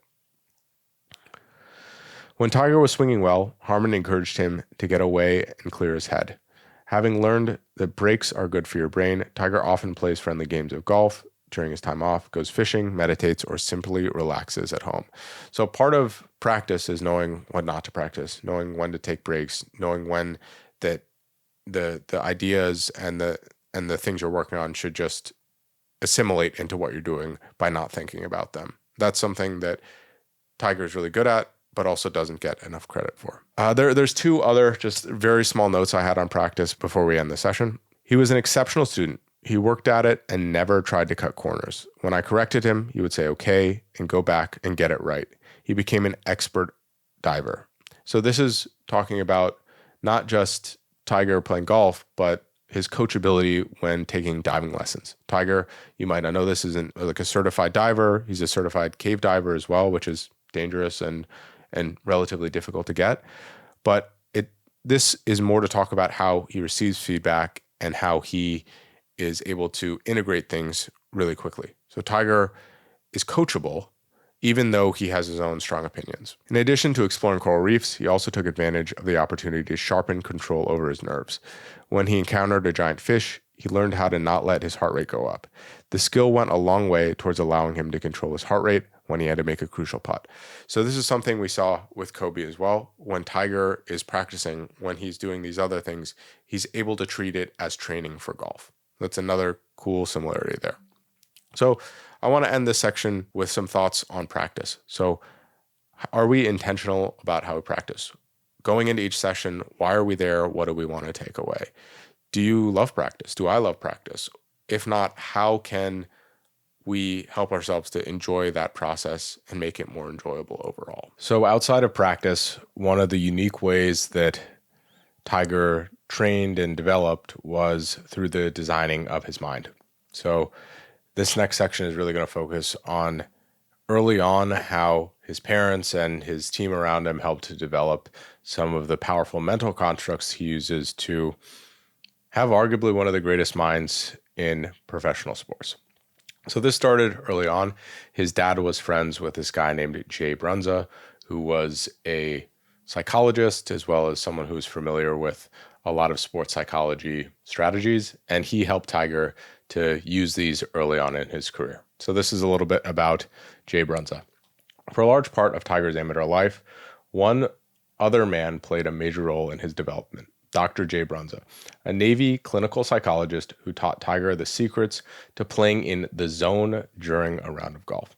We'll dive a little bit more in part 2 into what Tiger's zone states looked like and how he got there, but this is going to be about how he cultivated that early on. When a child faced radiation treatment for leukemia, for example, Brunza would help him to focus on alternative thoughts, something he called alternative awareness. He essentially used a form of hypnosis to help his patients visualize how to deal with discomfort.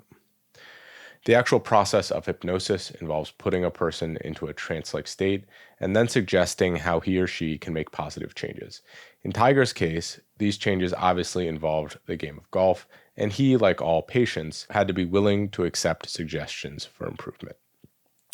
The hypnotic element is that absorption. You think you lose control with hypnosis, but you don't. It's actually a heightened state of awareness and absorption. This is Brunza speaking. I taught Tiger a level of real focus technique, a creative awareness that you work into your nature. So we're going to talk a little bit more about hypnosis. I did more of a deep dive myself. I can do a full episode on that if people are interested as well. But this is something that Tiger has been doing since very early childhood. He is familiar with these altered states of high performance, and he has comfort getting into them in multiple different ways, which we'll see soon. Brunza started driving up on weekends from San Diego to teach Tiger how to visualize shots. At the outset, he gave Tiger cassette tapes containing subliminal messages that were custom made for him. The two did breathing and visualization exercises together, in which Tiger learned to take a deep breath and hold it, and then exhale slowly while settling over a shot. So part of getting into heightened states where your performance is amplified is a physiological as well as a mental construct. Also, Tiger was exposed to these things at a very early age. A lot of, not necessarily subliminal messages, but self-talk, a lot of these different ways for programming him to achieve success, programming his specific belief in himself. Brunza said, Tiger is so advanced mentally, it's scary. I did some sports psychology with athletes at the Naval Academy where we worked on things like ways to focus attention, and Tiger is far ahead of anything that I've seen. So let's take a second to talk a little bit about hypnosis, what it is and what it isn't. I think a lot of the information about hypnosis that I've read in a lot of books and things along those lines is a little bit hokey. A lot of it seems to be pseudoscience, but I listened to a Huberman Lab episode a little while ago about hypnosis and some of the true implications and the success people can have with it.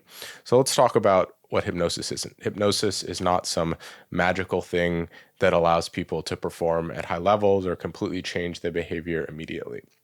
People have varying levels of hypnotizability. I think that's a word. So some people are significantly more susceptible and some people are less susceptible. There's some different tests that you can do to evaluate how susceptible you are. Something I think would be fun is if we do a little exercise together. So this is an exercise just to start you thinking about how hypnotism works. So I want everyone listening with me to think of a lemon.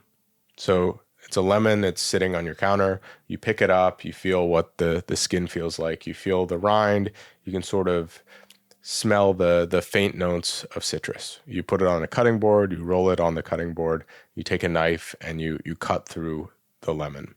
You then cut the lemon into pieces. You see the juice flow out of it. You understand what the smells are like, the aromas, the how it feels, the wetness of the juice on your fingers. Next, you're going to take that lemon, one of the wedges, and put it to your mouth, and you're going to bite on it, and you're going to imagine what it tastes like. For most people, their mouth water when you go through this visualization. And that is essentially what the power of hypnotism is we're creating mental constructs to enact physical changes. So our behavior, our body changes, our mouth waters at the thought of something happening. And we can do this and expand this to other physical changes or physical things that we'd like to have happen. If you watch a movie and the movie brings you to tears, it's so meaningful, that's also hypnotism, for example. If you get really into a song or music, those are different versions of hypnotism. The idea is that you're going into a different state, and a lot of the time in this different state, you're more suggestible. And in that sense, when you're more suggestible, all that you want to do is suggest who you'd like to be. And at the most core level, the goal is to change your identity. You want to change your identity to that of someone who is perfectly confident, who is an exceptional golfer, who has no doubts about what they're doing. That is the power of what I believe hypnotism is that it is a shortcut to change who you believe yourself to be. On the other hand, there's also many other ways to do that through affirmation, through therapy, through mindfulness, through a lot of these other channels. Hypnotism is just one way that can help possibly facilitate that. And early in Tiger's childhood, there were elements of hypnotism that weren't necessarily related to Jay Brunza. So it starts here. I was only 9 months old. Although I don't remember my dad hitting balls there, apparently I didn't take my eyes off of him. Something about the contact between the club face and the ball, or the thwack when the ball hit the net, must have appealed to me. So as a child, he's enthralled with this activity. It's not necessarily that he's being hypnotized, but he's completely immersed in something, which is in itself a form of hypnotism. Tiger himself says, I putted to music by Run DMC. Their sound and the beat fired me up, and I listen to them to this day. Same thing, music, any of these things could be considered a hypnotic state. Especially when you talk about Kobe, he would listen to, I forget what it was, the Halloween theme song when he would start to get into his Black Mamba mentality when he would go play. That is, in a sense, again, a trigger for some sort of hypnotic exercise. There were other elements early on where Earl was doing this. So Earl was always looking for ways to give his son an edge. Tiger was in grade school when his father furnished him with a cassette player and motivational self-help tapes. In addition to the words of empowerment, the cassettes were filled with soft music and the sounds of nature. Tiger was filling his mind with words that were intended to make him great. He even wrote some of the messages from the self-help cassettes on a sheet of paper that he taped to the bedroom wall. This is what they said. I believe in me. I will own my own destiny. I smile at obstacles. I am first in my resolve. I fulfill my resolutions powerfully. My strength is great. I stick to it. Easily, naturally, my will moves mountains. I focus and give it my all. My decisions are strong. I do it with all my heart. So these are the types of things that Tiger is saying to himself, about himself. And as you can imagine what I described before, those are types of phrases that shape who you are, especially as he's growing up. So cultivating that mindset, reinforcing that mindset is what the hypnotism or any of these different strategies are doing. Tiger listened to those tapes so often that he wore them out. There's a whole branch of, I believe it's hypnotism. It's called neuro-linguistic programming. And it's the way that we use language, the way we talk to ourselves, that has a dramatic impact on who we believe ourselves to be. Again, I believe there's a little bit of pseudoscience involved there, maybe a lot, but there is something, I believe, to that at the most basic level, that we listen to ourselves when we talk about ourselves. So, I did that lemon exercise. I can do a little bit more research into hypnotism, neuro-linguistic programming. I think that there are other equally as effective ways to get into these trance or higher cognitive states, but it is worthwhile looking into. There are some people that, again, are dramatically more susceptible to hypnotism. I believe Tiger to be one of them. And if that is you, this could be a completely viable strategy for you to pursue to attain or try to reach these higher levels of performance. Tiger also, there's also some use cases or examples of when people have mentioned that he essentially ascended to this trance-like state. Here's one. This is Tiger. I said, "It's time to turn things around." Richard said from there, it was like a switch was flipped. And this was after his opening 75 in the first round of the 1996 British Open. He tore it up after that. Tiger says, "I also had something to fall back on. From when I had a 6-shot lead going into the last round of the Asian Honda Classic. I played one of my best rounds to that point. I won by 10 shots. I planned to think about that Saturday night. It was almost like I was going to hypnotize myself into playing well with a big lead." So not only hypnotization, but mindfulness and meditation were big parts of Tiger's life early on. His mother was a Buddhist, and she took him to the Buddhist temple to do meditation training at this early age. I don't think there is anyone at as young an age that was familiar with so many powerful mental concepts, and especially at that age were particularly susceptible. I think most people can benefit from I think everyone can benefit from mindfulness and meditation, but I think there are a good group that can benefit from hypnosis. It's worth exploring these, but the mindfulness is something that I believe also gave him a big advantage. And we saw that with Kobe. We also saw that with George Mumford and his influence there. There will always be a mystery as to what makes Tiger Woods so amazing under pressure. I still don't exactly know, and I wonder if he does. But what was revealed in his thought process before that putt was not a hard, "this ball will go in" mindset, but rather a healthy, almost zen fatalism. Some of it might have had to do with Torrey Pines greens, which are notoriously bumpy, especially late in the day in the final round of the tournament. But I found it amazing that for a person who was so bent on having control, Tiger instinctively knew when he had a better chance of success by surrendering. "You can't control the bounces," Tiger said. "All you can control is making a pure stroke. Go ahead and release the blade and just make a pure stroke. If it bounces offline, so be it. You lose the US Open. If it goes in, that's even better." So there is this essentially fatalism. There's this idea that whatever happens, you can only control the execution. And that's one of the major triggers for flow, but it's also one of the major overarching themes of mindfulness, of meditation, of Buddhism and being Zen, is that what happens, all you can do is what's in your control. Tiger had these early experiences, as I mentioned before. I think that's a really good example of how that shows itself in his game, but I want to talk about how he was exposed to it early on. When Tiger was a young boy, his mother gave him a golden Buddha chain. She also took him to a Buddhist temple where he prayed with Zen masters and learned to put himself into super relaxed states of mind through deep concentration and what's referred to simply as letting go. I also discovered that these days, Tiger reports back to the California-based temple for meditative tune-ups. And this is Tiger on his mom. "She taught me to internalize anything I was feeling and to find peace from within. I found that peace the most when I was on the course and in tournaments as I moved up the ranks on the PGA Tour, especially between the ropes." He says years later, we still go to the temple. I learned how to meditate there. And then this is when he would actually use that. This was in the Masters in 1997 when he played terrible on the front nine. "After my front nine, I needed to find what Mom called the quiet spot. It came automatically in that green to tee walk. It had become so much a part of me.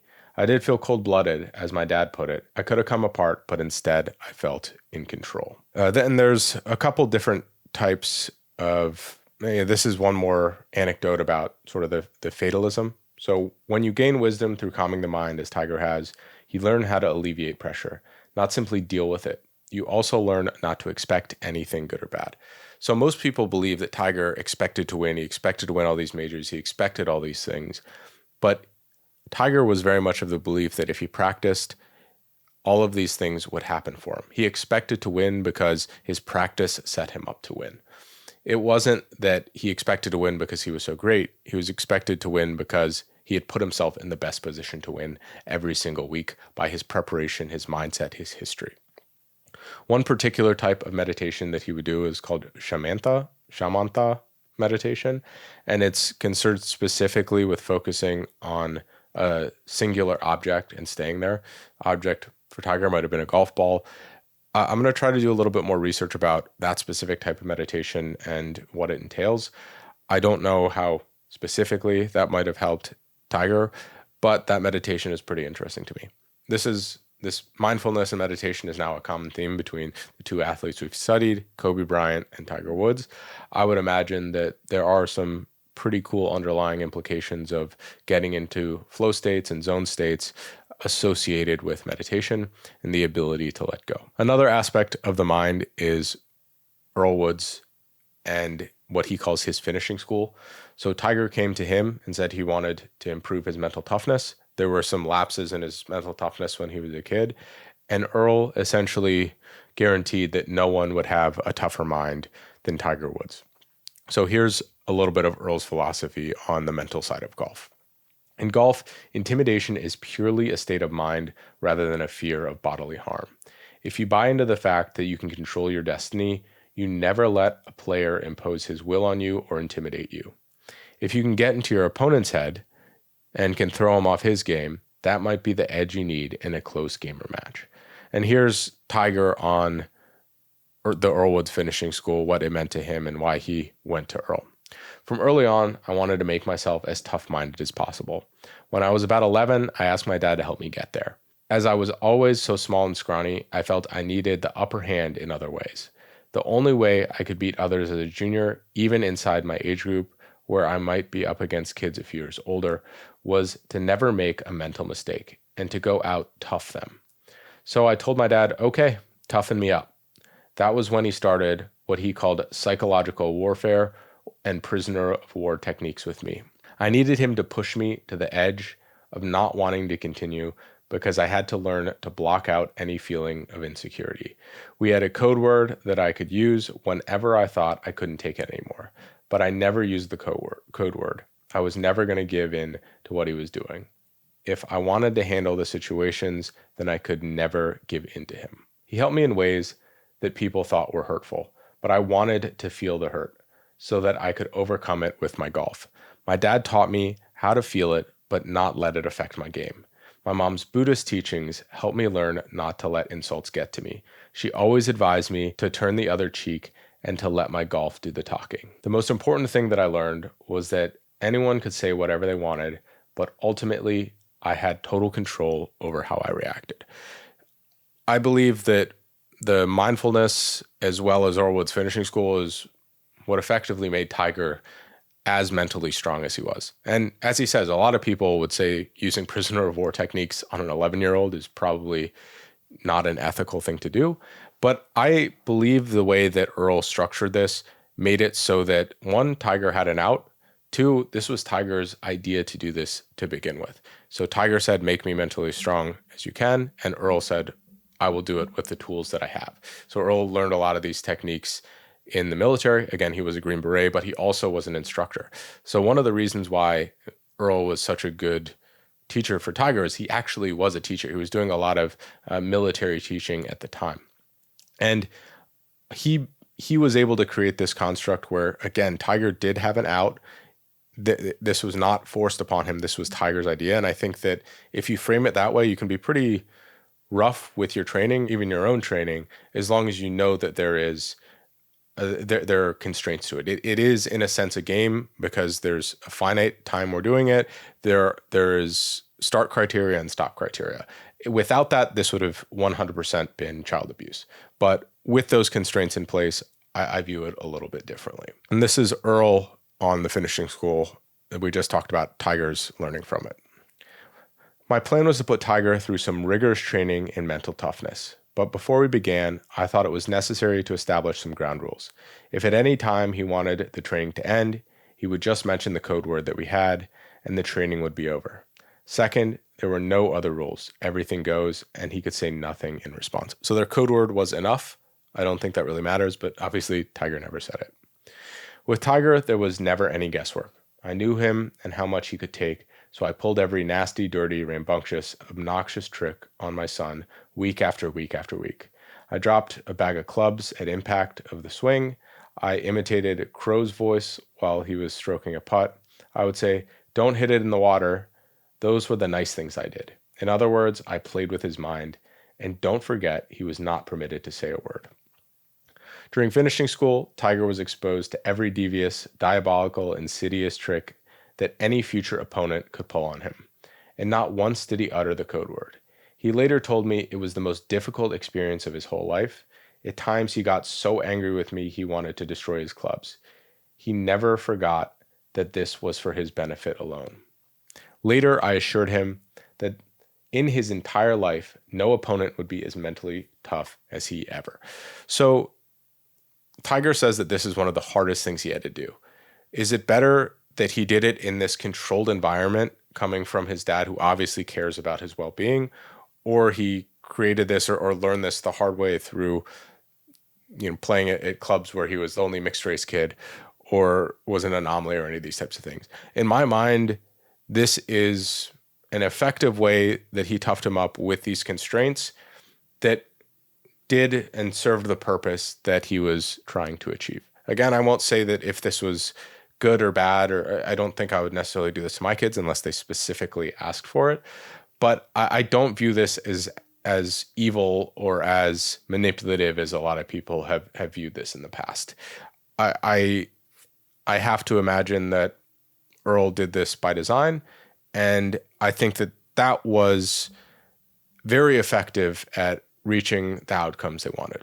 The next thing that Earl did, I agree with less, and this was that he would also make pretty aggressive, grandiose claims about what he believed Tiger could achieve.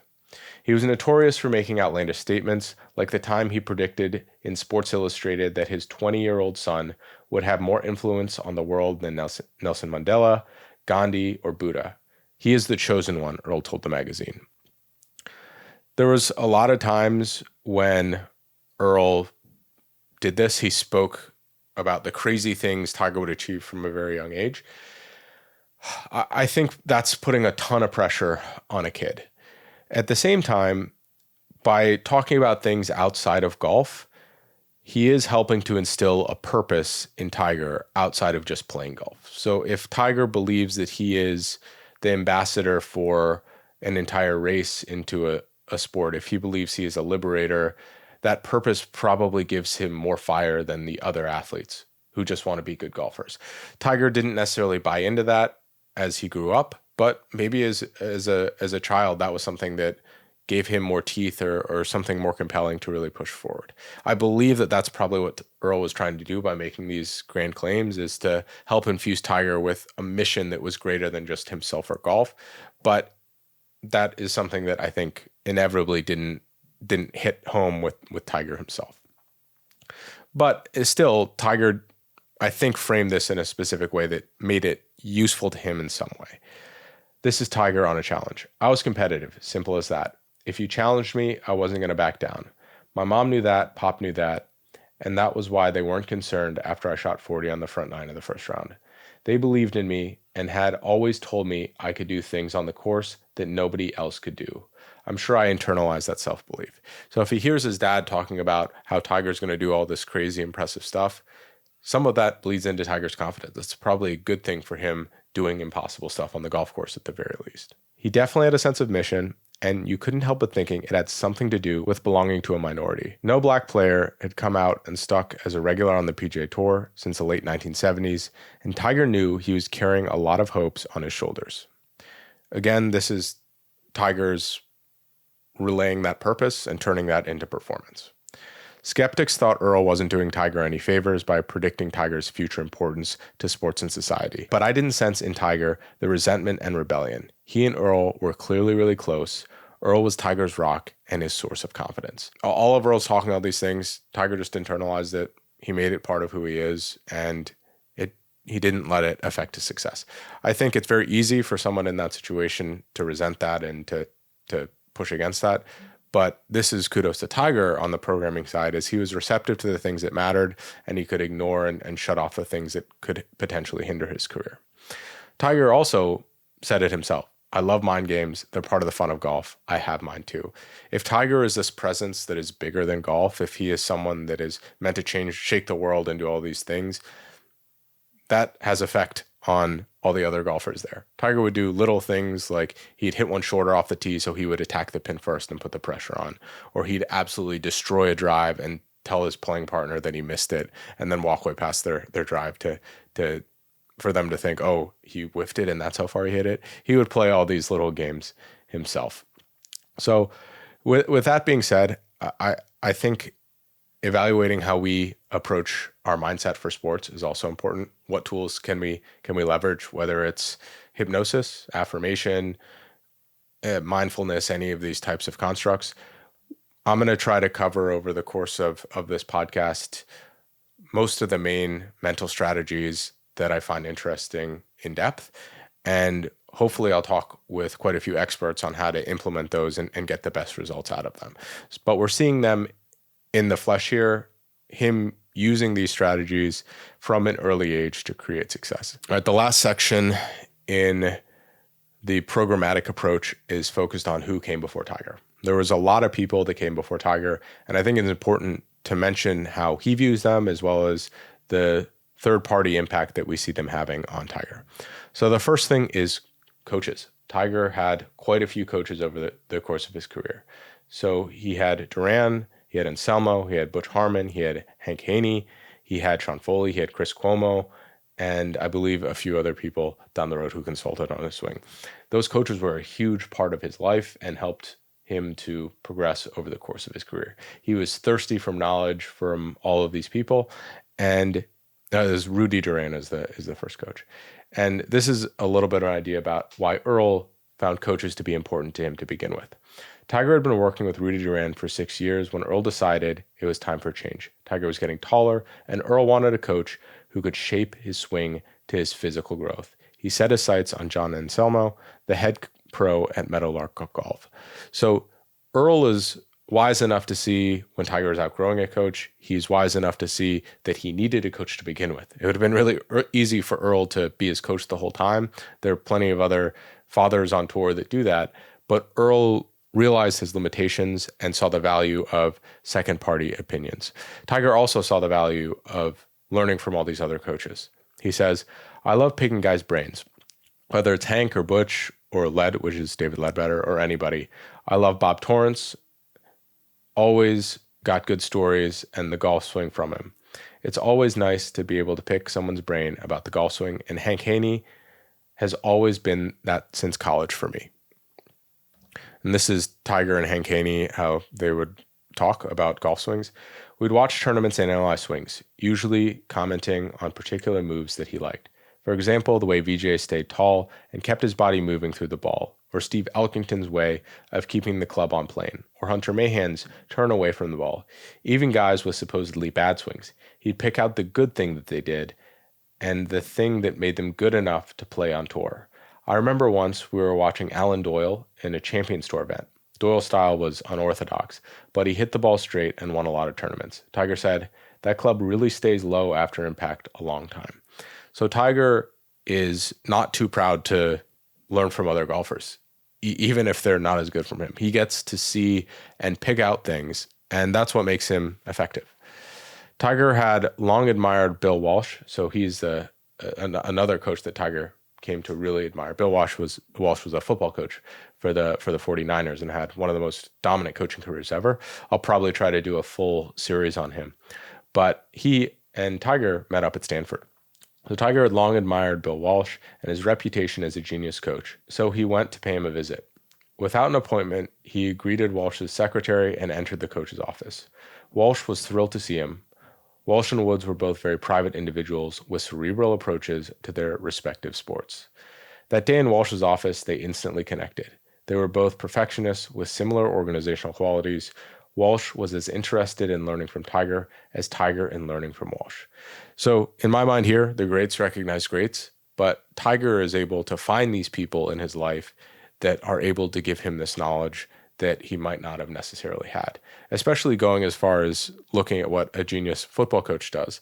And Walsh is probably better known for what he did off the field than on the field. He created all these beautiful, elegant systems for accountability and for perfectionism and these types of things that he instilled in a team. And that's something that could clearly benefit Tiger as well. Tiger also had access through this coaching network. So during the U.S. Amateur, Tiger started to prepare with Butch Harmon, and Bill Harmon, Butch Harmon's brother, I believe was the head pro at Newport Country Club, where they played one of the U.S. Amateur events, and was able to take him through and show him all the breaks on the course. And Tiger clearly was interested in learning about how to improve his performance there. Tiger also had a whole list of other players that he would learn from. He would study the greats. The first being Stuart Reed as a child, so he was a European Tour player. He also took inspiration from a lot of the greats before him. Here's him talking about his grip, for example.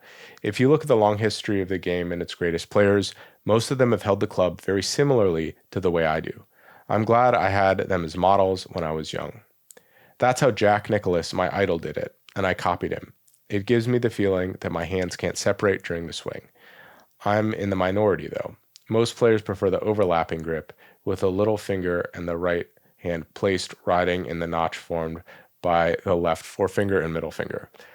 My feeling is either way is really just fine. So Tiger uses an interlock grip like this, where these two fingers interlock.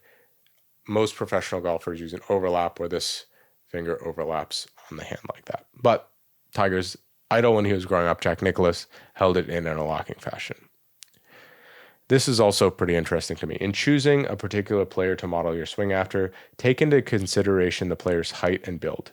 If you're tall and thin, you don't want to copy the swing of a player who is short and stocky. And it's interesting to see how Tiger approaches this with his own son. He recommends that his son Charlie take after Rory's swing. He really likes Rory's swing.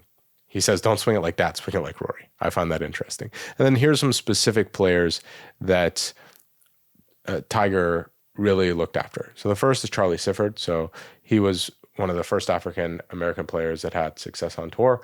I believe he was the first to play in the PGA Championship as well.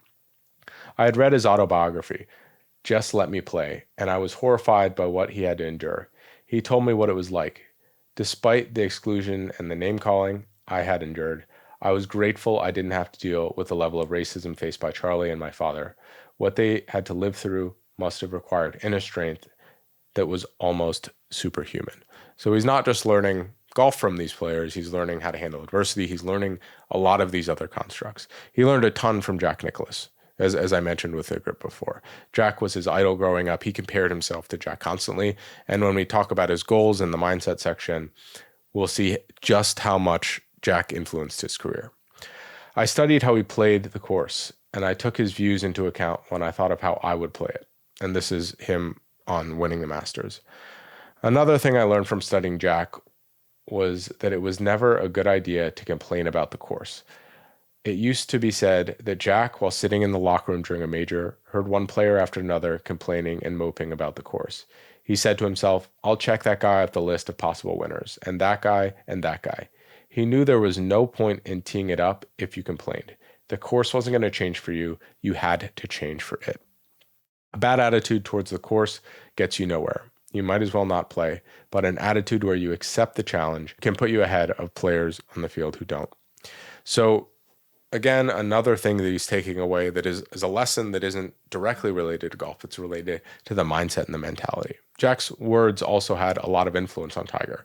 So when Hank Haney was trying to get Tiger to do something, he would kind of just say Jack did it, and then Tiger would comply. When I first tried to convince Tiger to stop trying to blow fields away because he'd win more often if he was satisfied by winning by 1 or 2, he didn't really listen. When he read that Nicholas said the same thing, I got his attention and changed him into a more strategic golfer. Tiger also was fascinated by Ben Hogan. Ben Hogan was probably the only player whose whole swing Tiger admired. This is also a place where we can see some second order thinking from Tiger, which I think is really cool. And I'll explain what that means in a second. But Tiger wasn't in awe of Hogan. In fact, when he talked about it, he noted how Hogan in Shell's Wonderful World of Golf match seemed to hit a lot of low, punchy shots into soft greens, shots that wouldn't stop quickly enough on the firmer and faster surfaces today. So second order thinking means Tiger is, yes, he admires the swing, but he's thinking about the implications. So Hogan played in a certain way that wouldn't necessarily be effective today. How can Tiger learn from what Hogan was doing while still applying it to today's game? There's also Nick Faldo. So he played a reasonable amount of golf with Nick Faldo, and he was able to learn during that period a good amount. So I later played with Nick during the 1995 US Open at Shinnecock Hills Golf Club on Long Island when he shot 66 in the opening round. I shot 74. Afterwards, I asked Nick in the locker room how many pins he had gone for. He said he didn't go for more than a couple, and asked me how many I tried to get. Every one, I said. He had given me a hell of a lesson right there. You could go low while playing conservative. Smart golf in a major. I've never forgotten that lesson. Another person who he took a lot of influence from was Seve Ballesteros, so the very famous Spanish golfer with unbelievable short game, great hands. He spent hours showing me his short game. We played until dark. I wanted to see how he did it. I wasn't able to play all the shots he had, but I could take pieces. I asked him how he did it, but knowing how didn't mean I could, which was fine because I didn't need to have all of his shots or play them as he could. I could be creative in my own way. And he also played with him at the Masters. I played 9 holes with Seve and Ali. It was a master class. And when I thought about it, their games reminded me in some ways of the improvisational jazz my dad loved. He appreciated when the talent meshed various musical elements and made something out of nothing. You couldn't practice improvisational jazz because then it wouldn't be improvisational. So he played with Seve and Olazabal. That's who Ali is, who just won the Masters in 1980, 1983, and 1994. They gave him a 9-hole lesson in inventive shot making. So he is learning from all these people. And he even says that he can't hit some of the shots that Seve can hit. That's fascinating to me. He can't hit the shots, but he is a better overall golfer because he's integrating exactly what he can into his game. He also got a lot of inspiration from Arnold Palmer. There's only a couple more people here. Something else happened in the week before the Masters that helped my confidence. Arnold Palmer had invited me to play at Bay Hill Club and Lodge, which he owned.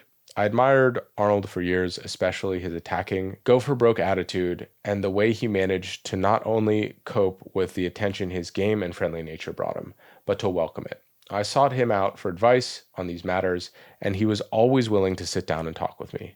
Before I turned pro, I picked his brain about the world of professional golf, what it takes to get there and succeed, and how to handle the attention that comes from the sport. He was a great mentor as I was entering the new world of professional golf. So Tiger, being a student, wants to go in and learn what to expect in professional golf. He was arguably getting a ton of publicity anyway in college, but he knew it would be different. And Arnold Palmer was, the king of publicity. He was the king of those different areas. The player he's probably closest to on tour for a long period of time was Mark O'Meara. And they had a really good relationship. It sort of, I wouldn't say it soured, but it faded out a little bit in the end of his career. But it's interesting to see what he gets from all these different people and these different things that he's learning. A family man and consummate pro, Mark O'Meara had a profound impact on Tiger, taking him under his wing in the same way that Payne Stewart had mentored O'Meara back when he was fresh face on tour himself. And this is Tiger. He won all over the world, but he hadn't won any majors. It was hard to win majors, or any tournaments for that matter, but I wondered whether he thought any factors in particular had kept him from winning those. I was curious why a player of his caliber hadn't won a major. He didn't know, but it certainly wasn't for lack of trying. So Tiger is even looking for what's missing, very much how Kobe was, is why isn't he winning when he has this really good game? In particular, when the two were home, Tiger got nearly daily demonstrations on the nuances of saving shots. Mark has never had a visually spectacular game. He's neither particularly long or particularly straight off the tee, and his irons don't paint beautiful lines in the sky. And Tiger would sometimes be left wondering, how did that guy just beat me? Figuring out the answer made Tiger a better, more complete golfer. So he's studying all of these people, but the courses and the tournaments he studies as well in very unique ways. The book, The 1997 Masters, that Tiger co-authored, has a ton of detail around how he prepared and viewed a golf tournament, how in-depth he would go into for preparing for these events, the lengths he would change his practice, and these types of things. And the first thing he does is he plays with all the greats that were also competing in the event. He would get to learn from them in the practice rounds.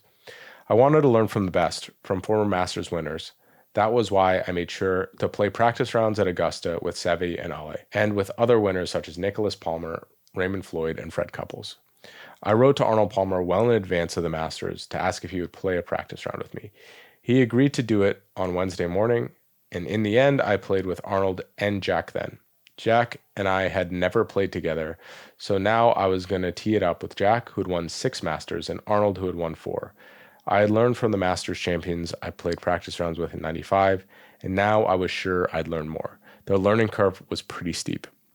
My Tuesday practice round was with Greg Norman, Fred Couples, and Ray Floyd. Freddie and Raymond were former Masters champions. I wanted to learn from the guys who not only knew the course, but who had won or come close, as Norman had. I asked questions nonstop. What do you think? What do you do here? What do you do there? I'm sure they got tired of me, but this was history. I had a chance to tap into history. Why wouldn't I ask? Very similar philosophy to Kobe. One of my favorite quotes from Kobe was when he's talking about how he'd rather look stupid now asking questions than look stupid without a championship down the road. And this is the perfect epitome of that in Tiger's case. And this is on Raymond Floyd. Raymond was showing me what he would sometimes do. He was shorter than I was off the tee. The 2 bunkers on the right didn't exist for me, but Raymond played to the left of them. He wanted to show me an unusual route to give myself the best chance for birdie if I happened to drive it short one day and couldn't get to the green with my second shot.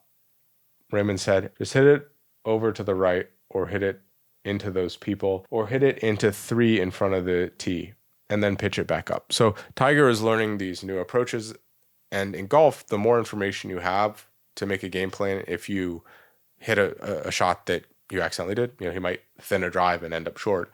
He now has that in his repertoire to be able to use. And Tiger remembered it. That's the crazy thing. Something else he did is it wasn't just the people who were playing and winners. He also wanted to learn everything he could. And that includes things from the staff. I visited the grill during the week to get some local knowledge from the caddies, for whom it was a hangout. He carried my black leather bag with some gold stitching from the 1994 World Amateur Team Championship in Versailles, in which the United States won. So this is the caddy that told him some additional details. So I thought that was really interesting, as he's going to all these different places. He was going to the Golf Channel and their archives and watching the video, which we'll talk about more later. But there is so much information he's trying to grasp and put together, and this all comes out in his play. Tiger wasn't just learning from golfers. He also learns from basketball players, Michael Jordan, from the greatest athletes of all time. And I think it's important to mention that greatness is transferable. It's not just golf, it's not just basketball, it's not just football. All sports greatness do have some common threads, and Tiger was really trying to pull at those. This is Earl. I told him that he had an extra gear that all the great athletes display, and that he could call upon it at any time. He knew what I was talking about because we had discussed this while watching players like Magic Johnson, Larry Bird, Kareem Abdul-Jabbar perform their best under pressure. This is on Michael Jordan. Tiger clearly admired Michael for what he'd accomplished as an athlete, and I think Michael gave him advice on how to handle fame. Charles cracked him up, and he also gave him some brotherly advice. But I got to know Charles well, and I know he was baffled by Tiger being closed off and keeping himself at a distance. Tiger started calling Jordan a couple times a week for advice. I guess he looks at me as kind of a big brother. He's got a lot to deal with. He's 22 years old, but people want to project him to be older. So Tiger is looking for Michael for advice on how to handle publicity, fame. There's probably one person in the world that can even close to understand what Tiger's going through with all the fame, and that's probably Michael Jordan. Tiger also particularly admired Federer. I don't think it was an accident that Tiger really liked watching tennis, particularly the way Roger Federer went about winning. Faced with ultra big shots in the playoff, Tiger delivered. Among contemporaries, Tiger had the most admiration for Roger Federer and Lance Armstrong. Tiger and Federer had been brought together by Nike and had become friends. Tiger didn't know Armstrong well and didn't cycle, but he was impressed by the way Lance had come back from cancer and how mentally tough he had to be to keep winning the Tour de France. In the case of both Federer and Armstrong, what Tiger most related to was their dominance in their individual sport. And this is something you see is that the network of athletes, they talk to each other, right? The great athletes talk to other great athletes. Podcasters, great podcasters talk to other podcasters.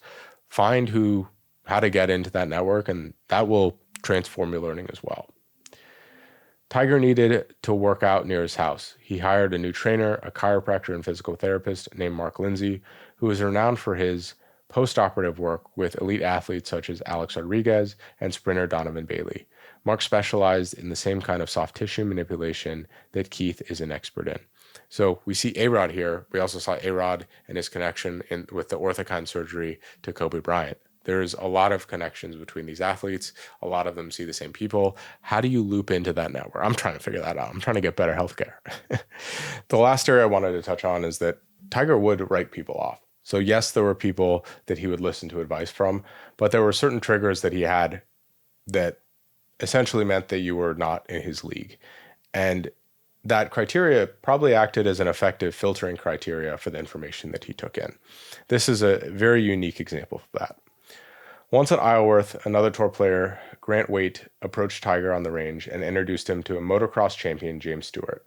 Tiger didn't know who he was, but after Grant gave him a rundown on how James was one of the best in the world at his sport, Tiger showed some interest and started asking James how he trained.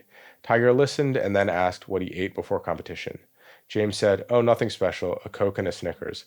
That answer told Tiger that James wasn't in his league as a serious athlete, and he quickly ended the conversation and went back to hitting balls. So Tiger isn't there to waste time. He's there to get information and to integrate it. This person who was not taking the sport as serious as he was probably not worth getting information from. While it's good to absorb and learn from a lot of people, we kind of do have to have filtering mechanisms, or else we would just try every single hokey thing that we learned from everyone. And it's important, even if this guy is a world-class athlete, they don't view the same. Tiger and him are not the same in that sense. I'll pose this again. I posed this in the Kobe episode. Who can you learn from in your field? How do you get in touch with them? How do you start learning from them? Are there books that you can read on them? Obviously, there's, I think 6 or 7, maybe even 8 books I read on Tiger that I'm going to share in the show notes as well. If you're interested in more of Tiger's story, there's obviously a place there. That is all I have for part 1 of this 3-part series on Tiger Woods. Again, we covered standard operating procedure, how creating systems can eliminate guesswork and thinking, how Tiger had a very unique approach to learning that involved gamification and play, how dedicated Tiger was to practice, but also how he viewed practice not as a chore, but as something that was fun for him. We went deep into how the mind of Tiger was designed, so essentially focusing on mindfulness, Earl Wood's finishing school, and the early hints of hypnotism to help Tiger get into these states. We also just finished the section on who came before Tiger. All of these great athletes, all of these great golfers, and how he pulled very different things from each one of them. If you enjoyed this, the best thing you can do, and a favor I have to ask, is please share this with just one friend. The best way to grow this podcast is through word of mouth and through sharing with other people you think would find this information really useful. Again, in the next section, we're going to focus on the 15th club, which is Tiger's mind. So how he gets into competition, how he views about that, what drives him to work so hard, how he does get into the zone using these mindfulness techniques and hypnosis and these other tools. We'll also touch on some of the philosophies that he has, his view of failure, his confidence, and his overarching strategy for winning at golf in the long term. Thank you so much again. Until next time, let's pursue greatness together.